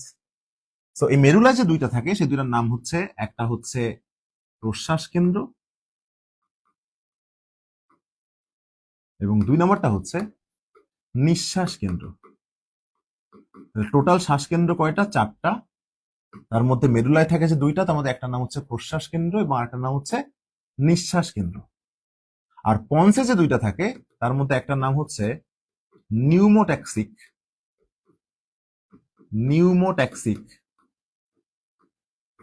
এবং আরেকটার নাম হচ্ছে অ্যানিউইস্টিক। আরেকটার নাম 2 নম্বর কি? অ্যানিউইস্টিক। হ্যাঁ, একটা হচ্ছে নিউমোট্যাক্সিক, একটা হচ্ছে অ্যানিউস্টিক। একটা হচ্ছে নিউমোট্যাক্সিক এবং আরেকটা হচ্ছে অ্যানিউস্টিক। দেখো টোটাল প্রশ্বাস নিঃশ্বাস কার্যক্রমের স্নায়বিক যে নিয়ন্ত্রণ, আমরা লিখি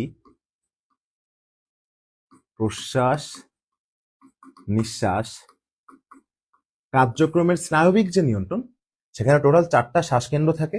মেরুলায় 2টা, পন্সে 2টা, মেরুলার পাশে 2টা, পন্সের পাশে 2টা। মেডুলার পাশে 2টাকে আমরা বলবো হচ্ছে প্রশ্বাস কেন্দ্র আর নিঃশ্বাস কেন্দ্র, আর পন্সের পাশে 2টাকে বলবো নিউমোট্যাক্সিক আর অ্যানিউস্টিক। ক্লিয়ার আমার কথা? এখন দেখো আলটিমেটলি প্রশ্বাসের সময় কি হয়, আমরা দেখলাম প্রশ্বাসের সময় কি ঘটনা ঘটে। একটা কথা মনে রাখবো সবাই, দেখো এই যে প্রশ্বাস কেন্দ্র আর নিঃশ্বাস কেন্দ্রের সাথে নিউমোট্যাক্সিক আর অ্যানিউস্টিক একটা সম্পর্ক থাকবে এবং একটার সাথে একটা সম্পর্ক থাকবে। সম্পর্কটা এভাবে মনে রাখবা। দেখো আমি যদি তোমাকে বলি নিঃশ্বাস কেন্দ্র, তবে এই নিঃশ্বাস কেন্দ্র নি দিয়ে শুরু হয়েছে না, তাহলে অক্ষর মিলাই বলতো এর সাথে কার সম্পর্ক থাকবে? এর সাথে কি অ্যানিউস্টিকের সম্পর্ক থাকবে না নিউমোট্যাক্সিকের সম্পর্ক থাকবে? এখন নিউমোট্যাক্সিকের সম্পর্ক আছে, তাই না? তাহলে বলতো প্রশ্বাস কেন্দ্রের সাথে কার সম্পর্ক আছে? বাকিটার। তাহলে প্রশ্বাস কেন্দ্রের সাথে সম্পর্ক আছে, মনে রাখবে অ্যানিউস্টিকের। এর কথা মনে রাখতে পারলেই হবে। তাহলে প্রশ্বাস কেন্দ্র আর নিঃশ্বাস কেন্দ্র, নিউমোট্যাক্সিক আর অ্যানিউস্টিক, নিতে নিঃশ্বাস কেন্দ্র, নিতে নিউমোট্যাক্সিক, নিতে নিঃশ্বাস কেন্দ্র, নিতে নিউমোট্যাক্সিক। তাহলে প্রশ্বাস কেন্দ্রের সাথে সম্পর্ক আছে কার? অ্যানিউস্টিকের। ওকে, প্রশ্বাসটা কিভাবে হয় খেয়াল করো। প্রশ্বাস তখনই হবে, প্রশ্বাসের মাধ্যমে আমরা কি অক্সিজেন যুক্ত বায়ু গ্রহণ করি না? তোমার দেহে অক্সিজেন গ্রহণ করার তাড়না তখনই সৃষ্টি হবে যখন তোমার দেহে কার্বন ডাই অক্সাইডের পরিমাণ বেড়ে যাবে। তাহলে প্রশ্বাস হতে গেলে আমাদের দেহে কিসের পরিমাণ বেড়ে যেতে হবে? কার্বন ডাই অক্সাইডের পরিমাণ বেড়ে যেতে হবে। যখন তোমার দেহে কার্বন ডাই অক্সাইডের পরিমাণ বেড়ে যাবে তখন তোমার দেহে কিন্তু অক্সিজেন এর দরকার হবে, প্রশ্বাস হবে। প্রশ্বাস হয় যখন দেহে কার্বন ডাই অক্সাইড বেড়ে যায়। বেড়ে গেলে দেখো এই যে স্নায়ু উদ্দীপনাটা, এই উদ্দীপনাটা, কার্বন ডাই অক্সাইড বেড়ে গেলে আমাদেরকে অক্সিজেন নিতে হবে না, প্রশ্বাস করতে হবে না। তখন এই উদ্দীপনাটা অ্যানিউস্টিক কেন্দ্র হয়ে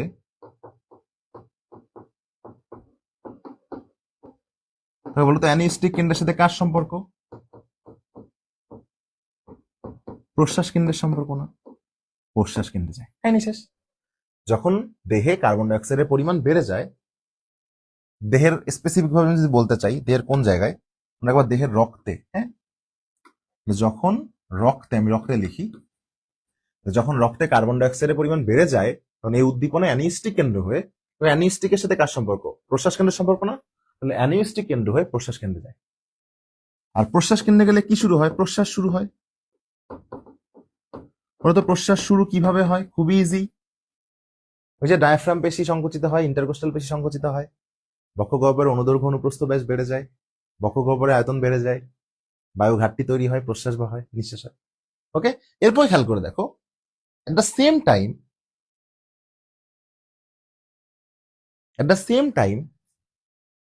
এখানে লিখে দেখো, এট দ্য সেম টাইম মানে একই সময়ে প্রশ্বাস কেন্দ্র কিন্তু জানে যে প্রশ্বাস শেষ হয়ে যাবে, এরপর নিঃশ্বাস হতে হবে।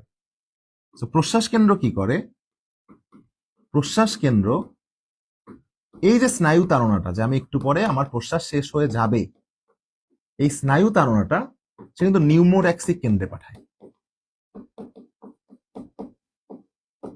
সে নিউমোট্যাক্সিক কেন্দ্রে পাঠায়। তুমি বলতে পারো যে ভাইয়া কেন নিউমোট্যাক্সিক কেন্দ্রে পাঠায়? কেন নিউমোট্যাক্সিক কেন্দ্রে পাঠায়? কারণ এই নিউমোট্যাক্সিকের বন্ধুই কিন্তু অ্যানিওস্টিক, আর প্রশ্বাসের বন্ধুই কিন্তু নিঃশ্বাস, তাই না? যখন নিউমোট্যাক্সিক কেন্দ্রে পাঠাবে তখন এই নিউমোট্যাক্সিক বলতো কাকে বলবে? ওর বন্ধুকে বলবে না? ওর বন্ধুর নাম কি? অ্যানিওস্টিক না?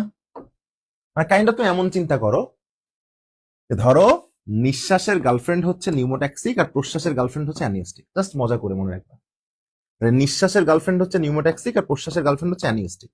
আবার এই অ্যানিওস্টিক আর নিউমোট্যাক্সিক পরস্পরের বান্ধবী, তাই না? প্রশ্বাস নিঃশ্বাস পরস্পরের বন্ধু, নিউমোট্যাক্সিক আর অ্যানিওস্টিক পরস্পরের বান্ধবী। তাহলে খেয়াল করো, যখন প্রশ্বাস কেন্দ্রে প্রশ্বাস চলতেছে তখন কিন্তু প্রশ্বাস কেন্দ্র নিউমোট্যাক্সিককে বলবে যাতে সে নিঃশ্বাসকে জানায়, যাতে নিঃশ্বাস শুরু হতে পারে একটু পরে। তাহলে বলো, এই যে দেখো, তখন এই নিউমোট্যাক্সিক কেন্দ্রে পাঠানোর পরে নিউমোট্যাক্সিক এটা কাকে জানায়? এটা অ্যানিওস্টিককে জানায়, মানে ওর বান্ধবীকে জানায়। নিউমোট্যাক্সিক ওর বান্ধবীকে জানায়, কি জানায়? যে ভাই তুই এবার প্রশ্বাসটা বন্ধ কর, আমি নিঃশ্বাস শুরু করবো। তখন কিন্তু প্রশ্বাসটা বন্ধ হয়। কিভাবে প্রশ্বাস বন্ধ হয়? এটাও খুব ইজি, দেখো কঠিন ভাইবো না, খুব ইজি একটা জিনিস।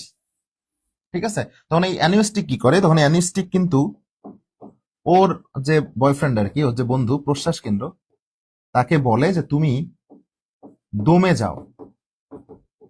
দমে যাও মানে কি? তুমি থেমে যাও। তাহলে অ্যানিস্টিকের বন্ধু বয়ফ্রেন্ড প্রশ্বাস কেন্দ্র যদি দমে যায়, তাহলে প্রশ্বাস কি হয়ে যাচ্ছে বলতো? প্রশ্বাস বন্ধ হচ্ছে না? এবার যদি প্রশ্বাস বন্ধ হয়ে যায় তখন কি করবে দেখো, এই যে এইখান দিয়ে তখন কিন্তু এই নিউমোট্যাক্সিক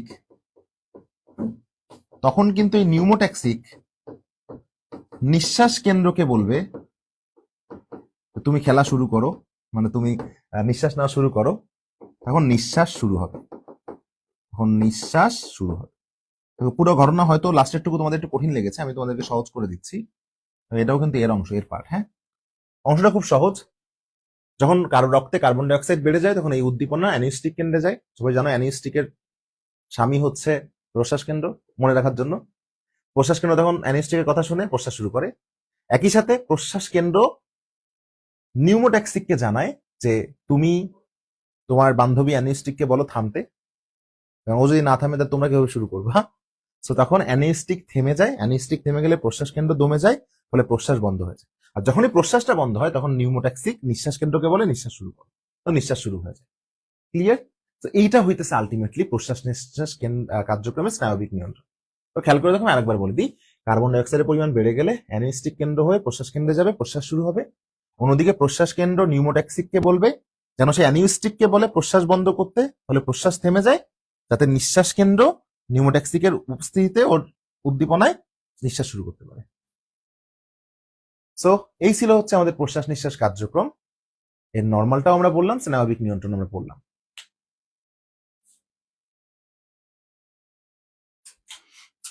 কয় মিনিট ব্রেক দিবা বলো? দিবা নাকি শুরু করে দেওয়া যাবে? আমার কিন্তু ব্রেক লাগবে না। লাগবে? কয় মিনিট? 3-4 মিনিট। ওকে, তো আমরা এরপরে গ্যাসীয় পরিবহন শুরু করব। গ্যাসীয় পরিবহন শুরু করার আগে তোমাদেরকে আমরা একটা 3 মিনিটসের ব্রেক দিলাম। একটা না বললে তোমাদেরও কষ্ট হয়ে যাবে। সো 3 মিনিটের একটা ব্রেক দিয়ে দিলাম। এই ব্রেকের মধ্যে আমাদের ক্যামেরাটা একটু রেস্ট নিয়ে নিক।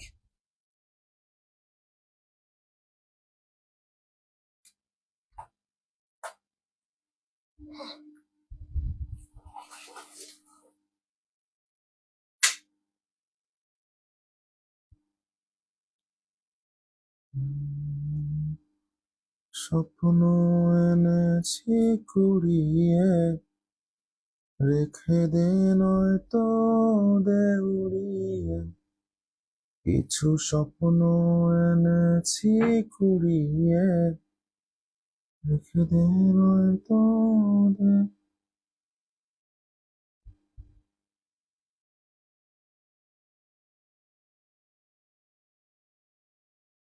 মোহাম্মদ মোরসালে ইসলাম বলছে, ভাই চশমাটা খুলেন, চেনা যায় না। তুমি আমাকে চিনে কি করবা? বায়োলজি পড়ো, তাইলেই হবে। এরা যত লাইট, চশমা খুলে ক্লাস নিলে মরে যাবো আমরা। কত স্বপ্ন এনেছি কুড়িয়ে, রেখে দে নয়তো দে উড়িয়ে। কিছু স্বপ্ন এনেছি কুড়িয়ে।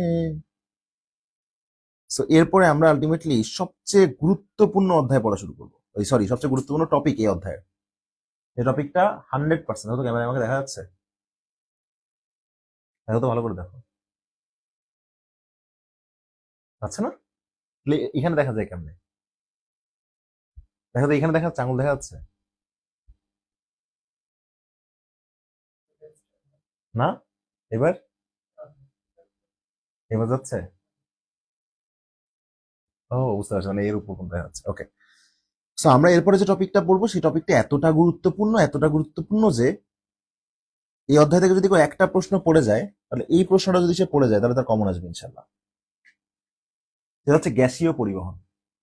তো গ্যাসীয় পরিবহন যে বুঝবে, তার কাছে এই অধ্যায়ের মোস্ট কমন কোশ্চেন, মানে যেটা পরীক্ষায় যে সে পাবেই, সেটা সে পেয়ে যাবে। তো আমরা শুরু করে দিব গ্যাসীয় পরিবহন। আমাদের মারুফ স্যার যখন আমাদেরকে নির্দেশনা দিবেন তখন। আমাদের 3 মিনিটের আরো 1 মিনিট বাকি আছে।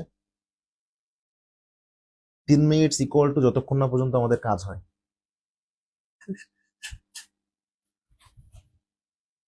সাউন্ড গুলো একটু চেক করে নিও, নাহলে কিন্তু মাঠে মারা যাবো। ওকে। সো প্রিয় বাচ্চারা, আমরা এখন আবার যে টপিকটা শুরু করব শ্বাসক্রিয়া ও শ্বসনের, সেই টপিকটার নাম হচ্ছে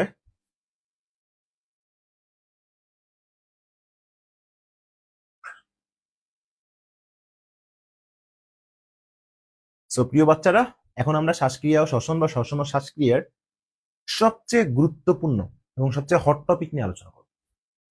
সেই টপিকটার নাম হচ্ছে গ্যাসীয় পরিবহন। সো আমাদের ব্রেক শেষ, আমরা এখন গ্যাসীয় পরিবহন নিয়ে আলোচনা করা শুরু করবো ইনশাল্লাহ। তো একটা কথা মনে রাখবা, যে গ্যাসীয় পরিবহন, এখানে যে গ্যাস কথাটা যে বলতেছে, গ্যাস, এই গ্যাস দ্বারা আসলে কিন্তু দুইটা গ্যাসকেই বোঝায়। একটা হচ্ছে অক্সিজেন গ্যাস, একটা হচ্ছে কার্বন ডাই অক্সাইড গ্যাস। গ্যাসীয় পরিবহন বলতে আসলে দুইটা জিনিসের পরিবহন বোঝায়, একটা হচ্ছে অক্সিজেন পরিবহন এবং আরেকটা হচ্ছে কার্বন ডাই অক্সাইড পরিবহন। তাহলে আমরা প্রথমে বলতো কোন পরিবহনটা পড়বো? এক্স্যাক্টলি, প্রথমে আমরা অক্সিজেন পরিবহন। তো অক্সিজেন দুই ভাবে পরিবাহিত হয়, একটা ভৌত দ্রবণ রূপে পরিবহন, একটা রাসায়নিক যৌগ রূপে পরিবহন। তো আমাদের কিন্তু পরীক্ষায় রাসায়নিক যৌগ রূপে পরিবহনটাই আসবে। তো আমরা রাসায়নিক যৌগ রূপে অক্সিজেনের পরিবহনটাই কিন্তু দেখব। ওকে। তো খেয়াল করে দেখো তো, যখন আমাদের বলছে রাসায়নিক যৌগ রূপে অক্সিজেন পরিবহন, তখন বিক্রিয়ার শুরুতে আমরা কাকে দিয়ে দিব? আমরা অক্সিজেনকে দিয়ে দিব না? একটা কথা মনে রাখবা, আমাদের দেহে 3টা প্রধান রক্তকণিকা রয়েছে, হচ্ছে লোহিত রক্তকণিকা, শ্বেত রক্তকণিকা এবং অনুচক্রিকা। আমরা সবাই কিন্তু জানি লোহিত রক্তকণিকা আমাদের অক্সিজেন পরিবহনে সাহায্য করে, কারণ তার হিমোগ্লোবিন থাকে। শ্বেত রক্তকণিকা আমাদেরকে যোগ জীবাণু ধ্বংসে সাহায্য করে, প্রতিরক্ষা দেয়, এবং অনুচক্রিকা আমাদের রক্ত জমাট বাঁধতে সাহায্য করে। কে না জানো, 6-7 থেকে পড়ে আসছো। তো মনে রাখবা, অক্সিজেন পরিবহন হয় কিন্তু লোহিত রক্তকণিকার মাধ্যমে, কারণ লোহিত রক্তকণিকার হিমোগ্লোবিন থাকে। মনে রাখবা, হিমোগ্লোবিন কিন্তু 4টি একক নিয়ে গঠিত একটা গোল অণু। হিমোগ্লোবিন কিন্তু 4টি একক নিয়ে গঠিত একটা গোল অণু, এই জন্য ওর সংকেত হচ্ছে Hb4। তাহলে চিন্তা করো তো, রাসায়নিক যৌগরূপে অক্সিজেন পরিবহন, প্রথমে অক্সিজেন দিয়ে দিয়েছি। আমরা যদি অক্সিজেন পরিবহন হয় হিমোগ্লোবিনের মাধ্যমে, যদি হিমোগ্লোবিন দিছি, দেখো যেহেতু হিমোগ্লোবিনের 4টা একক আছে, সেটা 4 অণু অক্সিজেনের সাথে বিক্রিয়া করবে। বিক্রিয়া করে দেখো কি তৈরি করবে। বিক্রিয়া করে তৈরি করবে, প্রথমে আমরা 4 দিয়ে দিলাম, এরপরে Hb দিয়ে দিলাম, O2 দিয়ে দিলাম। 4HbO2 এর নাম কি দেখো? এটা অক্সিজেন না?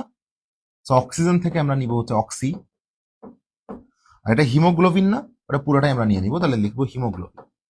তাহলে এই যে যৌগটা, এই যৌগটার নাম হচ্ছে অক্সি হিমোগ্লোবিন। তাহলে বলো, মানব দেহে অক্সিজেন পরিবহন হয় রাসায়নিক যৌগ রূপে কোন যৌগ হিসেবে? অক্সি হিমোগ্লোবিন হিসেবে। তুমি একটু বুদ্ধি করে বলো তো, দেখো তো অতে অক্সি হিমোগ্লোবিন না, তাহলে বলো তো এটা কি অতে স্থায়ী না অস্থায়ী? এটা মেডিকেলে আসছিল, যে কেউ পারবা, যেহেতু আমার স্টুডেন্ট তোমরা। সো অতে হচ্ছে অক্সিমোগ্লোবিন, অতে হচ্ছে অস্থায়ী। অক্সিমোগ্লোবিন একটি অস্থায়ী যৌগ, কেন? কারণ এরাও দেখো অ দিয়ে খেলা। তাহলে অতে দেখো অক্সিমোগ্লোবিন না, আমি সংক্ষেপে লিখি ওহি, অক্সিমোগ্লোবিন। অতে দেখো এটা একটা অস্থায়ী যৌগ না। কেন অস্থায়ী যৌগ? কারণ অতে এটা অক্সিজেনের চাপের উপর নির্ভর করে, অক্সিজেনের চাপের উপর নির্ভর করে। এই কিসের উপর নির্ভর করে?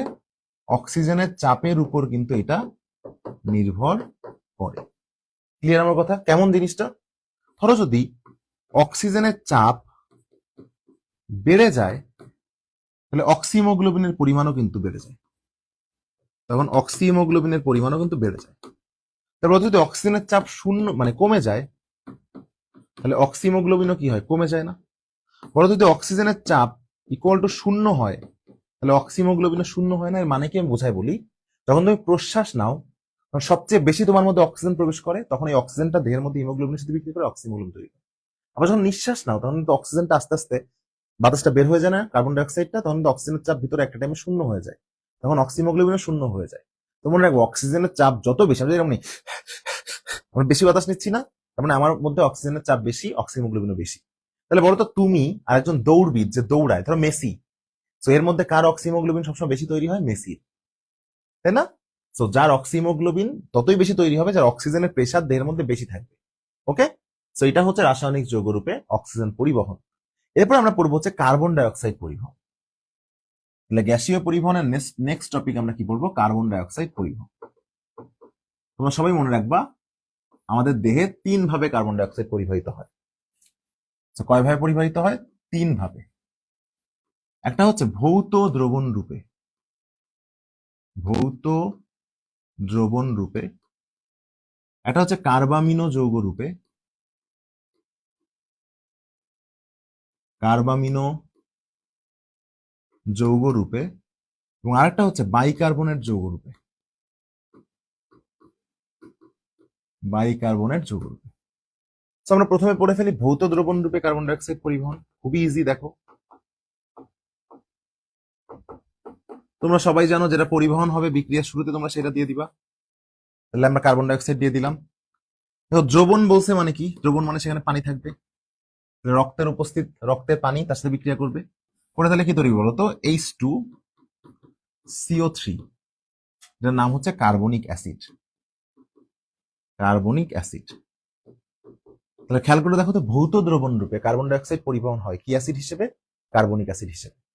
কিন্তু দেখো তো, আমাদের দেহে কি প্রচুর কার্বন ডাইঅক্সাইড তৈরি হয় না? প্রচুর পানি আসে না? তাহলে ভৌত দ্রবণ রূপে কার্বনিক অ্যাসিড তৈরি হওয়ার পরিমাণটাও দেখো, আমাদের দেহে যেহেতু প্রচুর কার্বন ডাইঅক্সাইড আছে, প্রচুর পানি আছে, তাহলে কার্বনিক অ্যাসিডও বেশি হওয়ার কথা ছিল না? তাহলে ভৌত দ্রবণ রূপেও বেশি হওয়ার কথা ছিল না পরিবহনটা? কিন্তু মনে রাখবো, ভৌত দ্রবণ রূপে সবচেয়ে কম পরিবহন হয়, সবচেয়ে কম, এবং সেটা মাত্র 5%। কেন বলতো? মাত্র 5%। কেন বলতো? সবই বেশি, দেখো কার্বন ডাইঅক্সাইড বেশি, পানি বেশি, তাহলে কার্বনিক অ্যাসিডও বেশি হওয়ার কথা না? কারণ এই কার্বনিক অ্যাসিড তৈরি করতে গেলে একটা এনজাইম লাগে, সেই এনজাইমটার নাম হচ্ছে কার্বনিক অ্যানহাইড্রেস। এই কার্বনিক অ্যানহাইড্রেজের পরিমাণ রক্তরসে অনেক অনেক অনেক কম থাকে, যার কারণে কার্বনিক অ্যাসিড কিন্তু বেশি তৈরি হতে পারে না, কার্বনিক অ্যাসিডও অনেক অনেক কম তৈরি হয়। তো এখানে কার্বন ডাইঅক্সাইড এবং পানির পরিমাণ বেশি হলেও কার্বনিক অ্যাসিড কম তৈরি হচ্ছে, কারণ কার্বনিক অ্যানহাইড্রেজের পরিমাণ অনেক কম। এই জন্য মাত্র 5% কার্বন ডাইঅক্সাইড ভৌত দ্রবণ রূপে পরিবহন হয়। ক্লিয়ার? তো এরপরে আমরা যেটা পড়বো সেটা হচ্ছে কার্বামিনো যৌগ রূপে, কার্বামিনো যৌগ রূপে। তোমরা খেয়াল করে দেখো যে কার্বামিনো যৌগ রূপে নামের মধ্যে দেওয়া আছে কার্বা মানে কার্বন ডাইঅক্সাইড, আর মিনো মানে কি? যেখানে অ্যামিন মূলক থাকবে না। খেয়াল করো, কার্বামিনো যৌগ রূপে 2 ভাবে পরিবাহিত হয়। একটা হচ্ছে কার্বামিনো হিমোগ্লোবিন রূপে এবং আরেকটা হচ্ছে কার্বামিনো প্রোটিন রূপে। তাহলে একটা হচ্ছে কার্বামিনো হিমোগ্লোবিন রূপে এবং আরেকটা হচ্ছে কার্বামিনো প্রোটিন রূপে। তো কার্বামিনো হিমোগ্লোবিন রূপে বিক্রিয়া কি হবে? তবে এই কার্বন ডাইঅক্সাইডের অ্যামিনের একটা হাত ফাঁকা আছে না? তাহলে বিক্রিয়া কি দিবা? দেখো কার্বন ডাইঅক্সাইড দিবা, এখানে NH2 দিবা, NH2 দিবা, এখানে দেখো অ্যামিনের একটা হাত ফাঁকা আছে না? এখানে একটা হাত ফাঁকা আছে না? এই হাতের এখানে দিয়ে দিবা কাকে? হিমোগ্লোবিন। হয়ে গেল। তাহলে কি হবে বলো তো বিক্রিয়ায়? যে HB নিলাম, N নিলাম, H দুইটা আছে না? একটা H কে উপরে তুলে দিলাম, আর দেখো এখানে সির সাথে ডাবল ও আছে না? তাহলে আমরা এখানে সি ডাবল ও দিয়ে দিই, H দিয়ে দিলাম। এই যে H আর একটা এখানে দিলাম।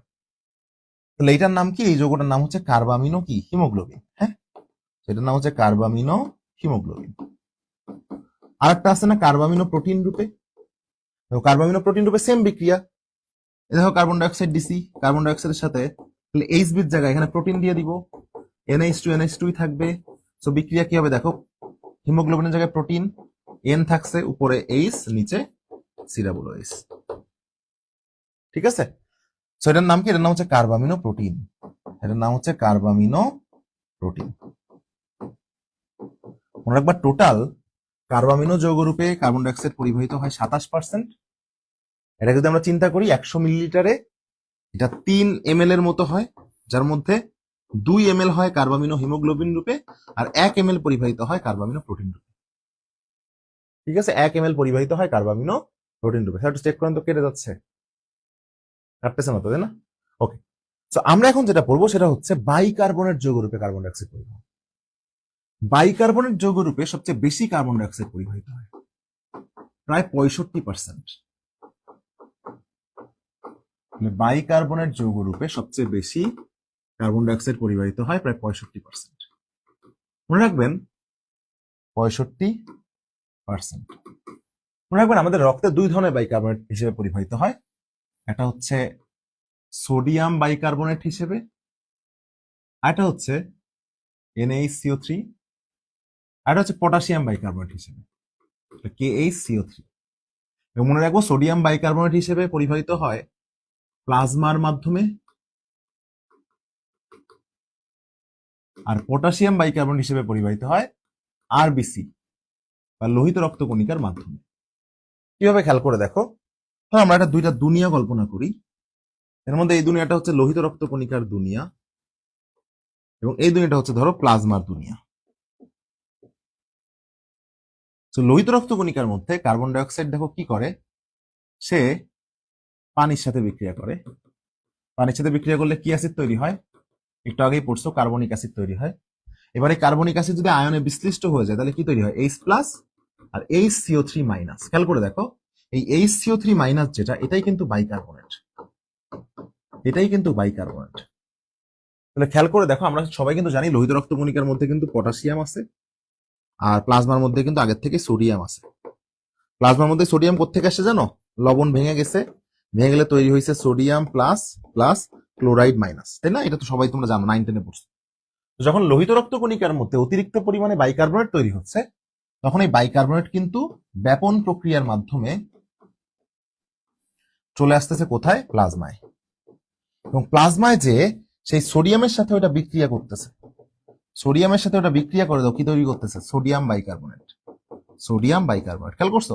তাহলে এদিকে আমার সোডিয়াম বাইকার্বনেট তৈরি হয়ে গেল, অন্যদিকে ওই বাইকার্বনেটটাই পটাশিয়ামের সাথে বিক্রিয়া করছিলই, সেই পটাশিয়ামের সাথে বিক্রিয়া করে ও কি তৈরি করে ফেলছিল আগেই? Potassium bicarbonate.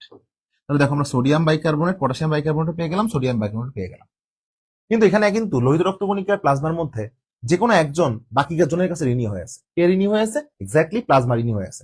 ওর কাছ থেকে বাইকার্বনেট নিছে, একটা নেগেটিভ আয়ন নিছে, বাট ও কিছু পাঠাইছে? পাঠায় নাই। সো নেগেটিভ আয়ন নিছে, ও নেগেটিভ কোনটা পাঠাবে বলতো?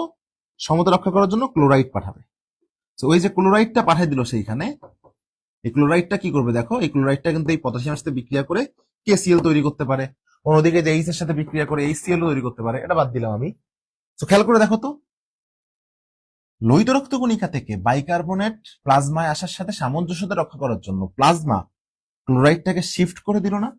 এই জন্য এটাকে বলা হয় ক্লোরাইড শিফট। তাহলে পরীক্ষায় যদি প্রশ্ন আসে ক্লোরাইড শিফট বলতে কি বোঝো, অবশ্যই পারবা ইনশাল্লাহ। আর আবিষ্কারক যে ক্লোরাইড শিফটের আবিষ্কার করছে তার নাম হচ্ছে বিজ্ঞানী হ্যামবার্গার। এই জন্য আবিষ্কারকের নাম অনুসারে এটাকে হ্যামবার্গার শিফট বা হ্যামবার্জার শিফটও বলা হয়। চলো আমি পুরো জিনিসটা তোমাদেরকে একবার ব্যাখ্যা করি। বাইকার্বনেট যৌগ রূপে সবচেয়ে বেশি কার্বন ডাইঅক্সাইড পরিবাহিত হয়, প্রায় 65%। সোডিয়াম বাইকার্বনেট হিসেবে প্লাজমার মাধ্যমে এবং পটাশিয়াম বাইকার্বনেট হিসেবে লোহিত রক্তকণিকা বা আরবিসির মাধ্যমে এটা পরিবাহিত হয়। লোহিত রক্তকণিকায় এই কার্বন ডাইঅক্সাইডটা পানির সাথে বিক্রিয়া করে কার্বনিক অ্যাসিড তৈরি করে, পরে কার্বনিক অ্যাসিড আয়নে বিশ্লিষ্ট হয়ে হাইড্রোজেন আয়ন আর বাইকার্বনেট আয়ন তৈরি করে। এই বাইকার্বনেট আয়নটা একদিকে লোহিত রক্তকণিকায় উপস্থিত পটাশিয়ামের সাথে বিক্রিয়া করে পটাশিয়াম বাইকার্বনেট তৈরি করে, অন্যদিকে ব্যাপন প্রক্রিয়ার মাধ্যমে সে প্লাজমায় চলে যায়, যে সোডিয়ামের সাথে বিক্রিয়া করে সোডিয়াম বাইকার্বনেট তৈরি করে। সোডিয়াম বাইকার্বনেটটা নিল বলে সে ক্লোরাইডটাকে শিফট করে দেয় লোহিত রক্তকণিকার মধ্যে, যেটাকে আমরা বলি ক্লোরাইড শিফট বা আবিষ্কারকের নাম অনুসারে হ্যামবার্গার শিফট বা হ্যামবার্জার শিফট। ক্লিয়ার? দেখো এটা হচ্ছে আলটিমেটলি আমাদের কি, এটা হচ্ছে আলটিমেটলি আমাদের গ্যাসীয় পরিবহন শেষ হয়ে গেল। গ্যাসীয় পরিবহনের পর আমরা একটা ছোট্ট টপিক পড়বো, স্যারের কাছে শুনে নেবো। স্যার লিমিট আছে কয় মিনিট দেখান তো ক্যামেরায়। স্যার লিমিট কয় মিনিট? লিমিট কাটেন না, 10 মিনিট। ওকে, সো আমরা এখন যেটা করবো সেটা হচ্ছে একটা টপিক পড়বো, যে টপিকটার নাম হচ্ছে শ্বসনে শ্বাসরঞ্জকের ভূমিকা।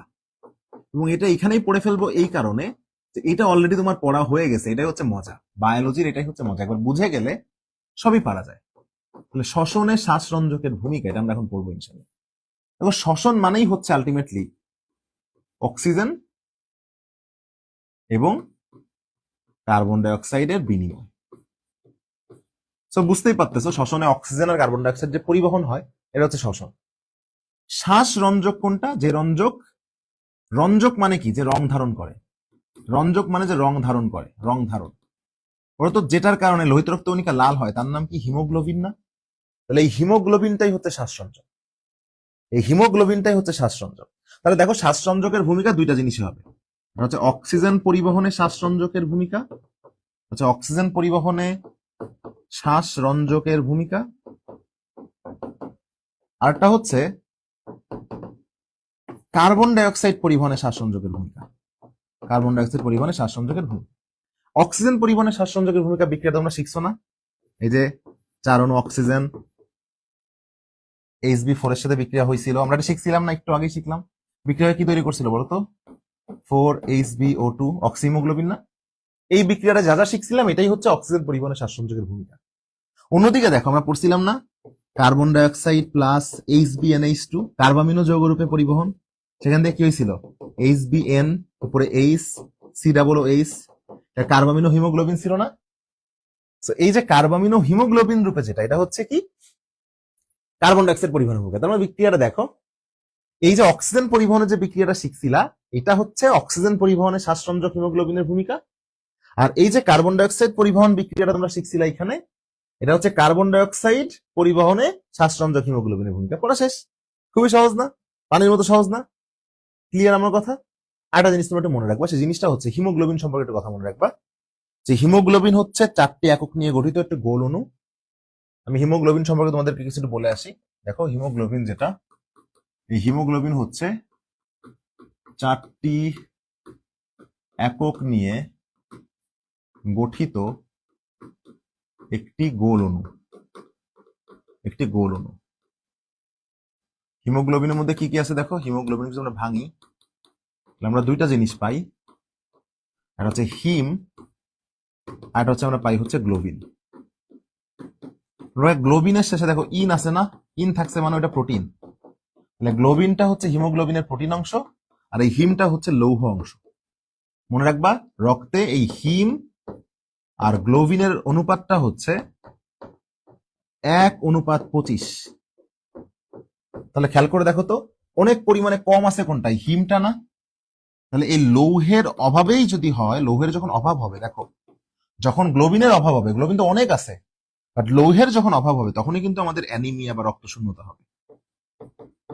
একবার মেডিকেলে আসছিল যে বিশ্বব্যাপী অ্যানিমিয়ার অন্যতম কারণ কোনটি? অ্যান্সার হচ্ছে লৌহ ঘাটতি। লৌহ ঘাটতি কেন? কারণ লৌহর পরিমাণ এমনিতে কম, ওটা ঘাটতি হলেই অ্যানিমিয়া হয়ে যাবে। ক্লিয়ার? মনে রাখবা একজন প্রাপ্তবয়স্ক মানুষের সমগ্র রক্তে মাত্র 4 থেকে 5 গ্রাম লৌহ থাকে।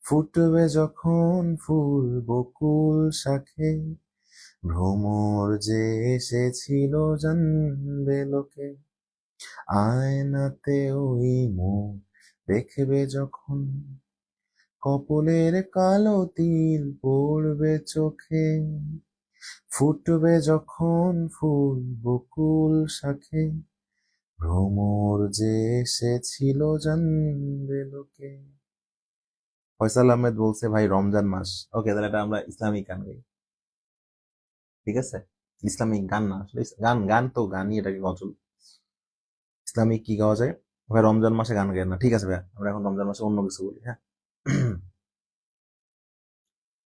তুমি যে নূরের ও নবী, নিখিলের ধ্যানে ও ছবি, তুমি না এলে দুনিয়ায় আধারে ডুবি তো সবই। এই আমাদের ব্রেক শেষ হয়েছে না 5 মিনিট? ওকে, চলো আমরা যাই। তুমি যে নূরের নবী, নিখিলের ধ্যানের ছবি, তুমি না এলে দুনিয়ায় আধারে ডুবি তো সবই। সো রেকর্ড শুরু করো। সো আমরা যাবো। আসসালামু আলাইকুম। তো আমরা এখন এই অধ্যায়ের একদম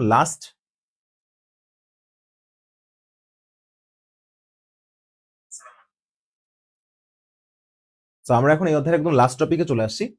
এই অধ্যায়ের সবচেয়ে লাস্ট যে টপিক, সেই লাস্ট টপিকটা হচ্ছে শ্বাসনালীর সমস্যা, লক্ষণ ও প্রতিকার, যেগুলো নিয়ে আসলে খুব বেশি লেখাপড়া করার কিছু নাই, তোমরা এগুলো মুখস্থ করবা না, তা একটু বলে দিই তোমাদেরকে।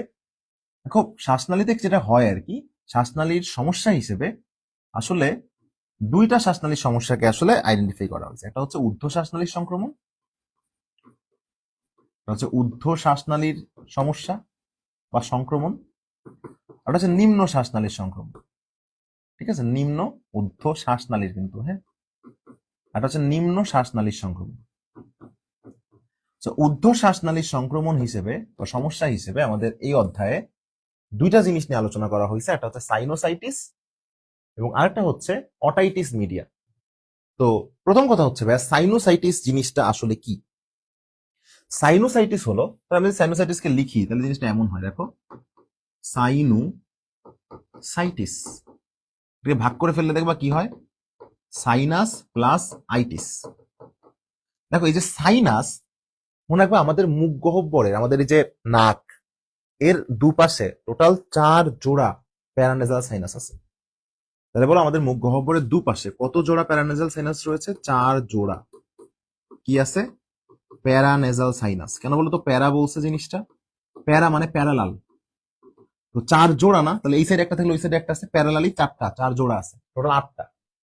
এই 4 জোড়া প্যারানেজাল সাইনাস মনে রাখার টেকনিক মনে রাখবা। ধরো একটা মামা ছিল, সে মামা স্পেনে থাকতো আগে, আমরা বলতে পারি স্পেনের মামা, মামা এখানে লেখা যাবে না, স্পেনের মামা লুকাই ছিল স্পেনে, যে সে ফ্রন্টে এলো। তাহলে খেয়াল করো, এই যে স্পেনের দিয়ে মনে রাখবা স্ফেনয়েডাল সাইনাস। কি সাইনাস? Sphenoidal sinus. মামা দিয়ে মনে রাখবো maxillary sinus.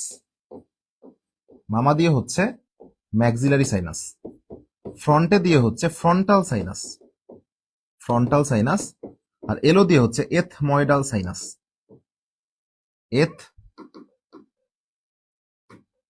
Ethmoidal sinus. Okay, তো পরীক্ষায় প্রশ্ন আসতে পারে নিচের কোনটা প্যারানেজাল সাইনাস নয়, এই নামগুলো দিয়ে দিবা। তো এই যে সাইনাস, এই সাইনাসগুলোতে নরমালি, সাইনাস মানে কি? ফাঁকা জায়গা না? মূলত এই ফাঁকা জায়গাগুলোতে নরমালি কি দ্বারা পূর্ণ থাকে? বায়ু দ্বারা বা বাতাস দ্বারা পূর্ণ থাকে।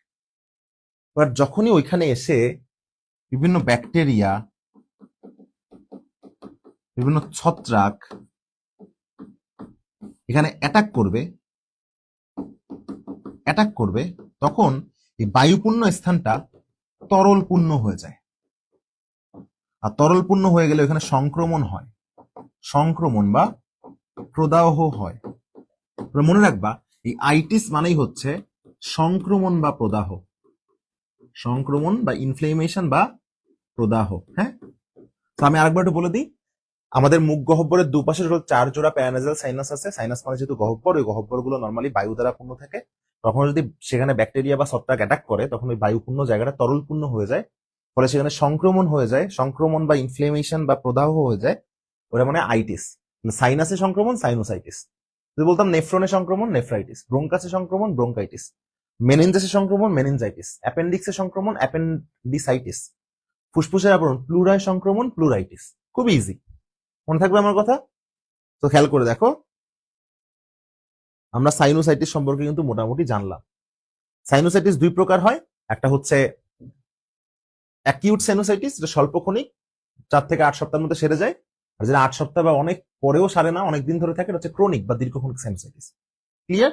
আচ্ছা, এরপরে হচ্ছে অটাইটিস মিডিয়া। দেখো অটাইটিস মিডিয়াকে আমরা লিখি ইংলিশে এরকম দাঁড়ায়, অটাইটিস মিডিয়া। এর মানে কি খেয়াল করো, খুব নর্মাল কথা। অটাইটিস কথাটা হচ্ছে অটো থেকে, অটো প্লাস আইটিস প্লাস তো মিডিয়া তো আছেই। ওরো মানে যেমন পড়াইছিলাম মুখ, আর অটো মানে হচ্ছে কান। অটো মানে কি কান, তাহলে আইটিস মানে কি বলতো প্রদাহ, মিডিয়া মানে কি মধ্য। তাহলে বলতো কোন কর্ণে প্রদাহ, কোন কানে প্রদাহ? অটাইটিস মিডিয়া হচ্ছে মূর্ধ কর্ণে প্রদাহ। সো এর কাহিনীটাও কিন্তু একই রকম। আমাদের কানের মধ্যে নর্মালি বাতাস দ্বারা পূর্ণ থাকার কথা, বাট যখন ভাইরাস ব্যাকটেরিয়া ছত্রাক অ্যাটাক করে, তখন সেখানে তরল দ্বারা পূর্ণ হয়ে যায়। তরল দ্বারা পূর্ণ হলে এখানে সংক্রমণ বা প্রদাহ হয়, যেহেতু মধ্য কর্ণে, সো মিডিয়া মধ্য, কর্ণ মানে অটো, আইটিস মানে প্রদাহ, সো নাম হচ্ছে অটাইটিস মিডিয়া। এটাও 2 প্রকার হয়, এটা হচ্ছে সেম, একটা হচ্ছে অ্যাকিউট অটাইটিস মিডিয়া, আর হচ্ছে ক্রনিক অটাইটিস মিডিয়া। সাইনোসাইটিস কিন্তু সেম ছিল, অ্যাকিউট সাইনোসাইটিস ক্রনিক সাইনোসাইটিস। এই অ্যাকিউট মানে মনে রাখবা স্বল্পস্থায়ী, এটা বৃক্ক বিকলও যে তোমরা পাবা। ক্রনিক মানে মনে রাখবা দীর্ঘস্থায়ী, এটা সহজে ছাড়ে না। ঘুরে ফিরে সবগুলো জিনিস কিন্তু সেম। হ্যাঁ, এরপর দেখো তোমাদের বইয়ে একটা সুন্দর টপিক আছে, সেটা হচ্ছে ধূমপান করা যাবে কি যাবে না, ধূমপান জনিত জটিলতা। ধূমপান করলে অবশ্যই জটিলতা থাকবে, সো ধূমপান করবা না। সো ধূমপান জনিত জটিলতায় দেখো এখানে সুন্দর, এটা পরীক্ষায় প্রায়ই আসে, যে অধূমপায়ী এবং ধূমপায়ীর মধ্যে ফুসফুসের এক্সরে করা হয়েছে, তার তুলনা করা হয়েছে। এটা কিন্তু মুখস্থ করা লাগে না, এটা দেখলেই পারা যায় কোনটা ধূমপায়ীর আর কোনটা হচ্ছে অধূমপায়ীর। তো আমরা ধূমপায়ী আর অধূমপায়ীর মধ্যে এখন আমরা একটা ফুসফুসের তুলনা দেখি। দেখো অধূমপায়ীর ক্ষেত্রে ফুসফুস আকৃতিগতভাবে স্বাভাবিক থাকবে, স্বাভাবিক। আর যে ধূমপায়ী হবে তার ফুসফুসের আকার বেড়ে যাবে, এটা অস্বাভাবিক, খুব নর্মাল। এবং মনে রাখবা, তুমি যদি ধূমপায়ীর আর অধূমপায়ীর মধ্যে ফুসফুসের এক্সরে করো, তাহলে দেখবা অধূমপায়ী যে বিড়ি সিগারেট খায় না, তার ফুসফুসটা কালো কালো থাকবে। কালো কালো মানে কি, একদম কালো আছে মানে বোঝা যাচ্ছে কোনো সমস্যা নাই, তার ফুসফুসের ফিল্মটা কিন্তু কালো থাকবে। আর যে ধূমপান করছে, ধূমপান মানে কি ধোয়া দিয়ে, মনে রাখবা কালোর মধ্যে বিভিন্ন জায়গায় সাদা সাদা সাদা সাদা সাদা সাদা সাদা সাদা হয়ে গেছে।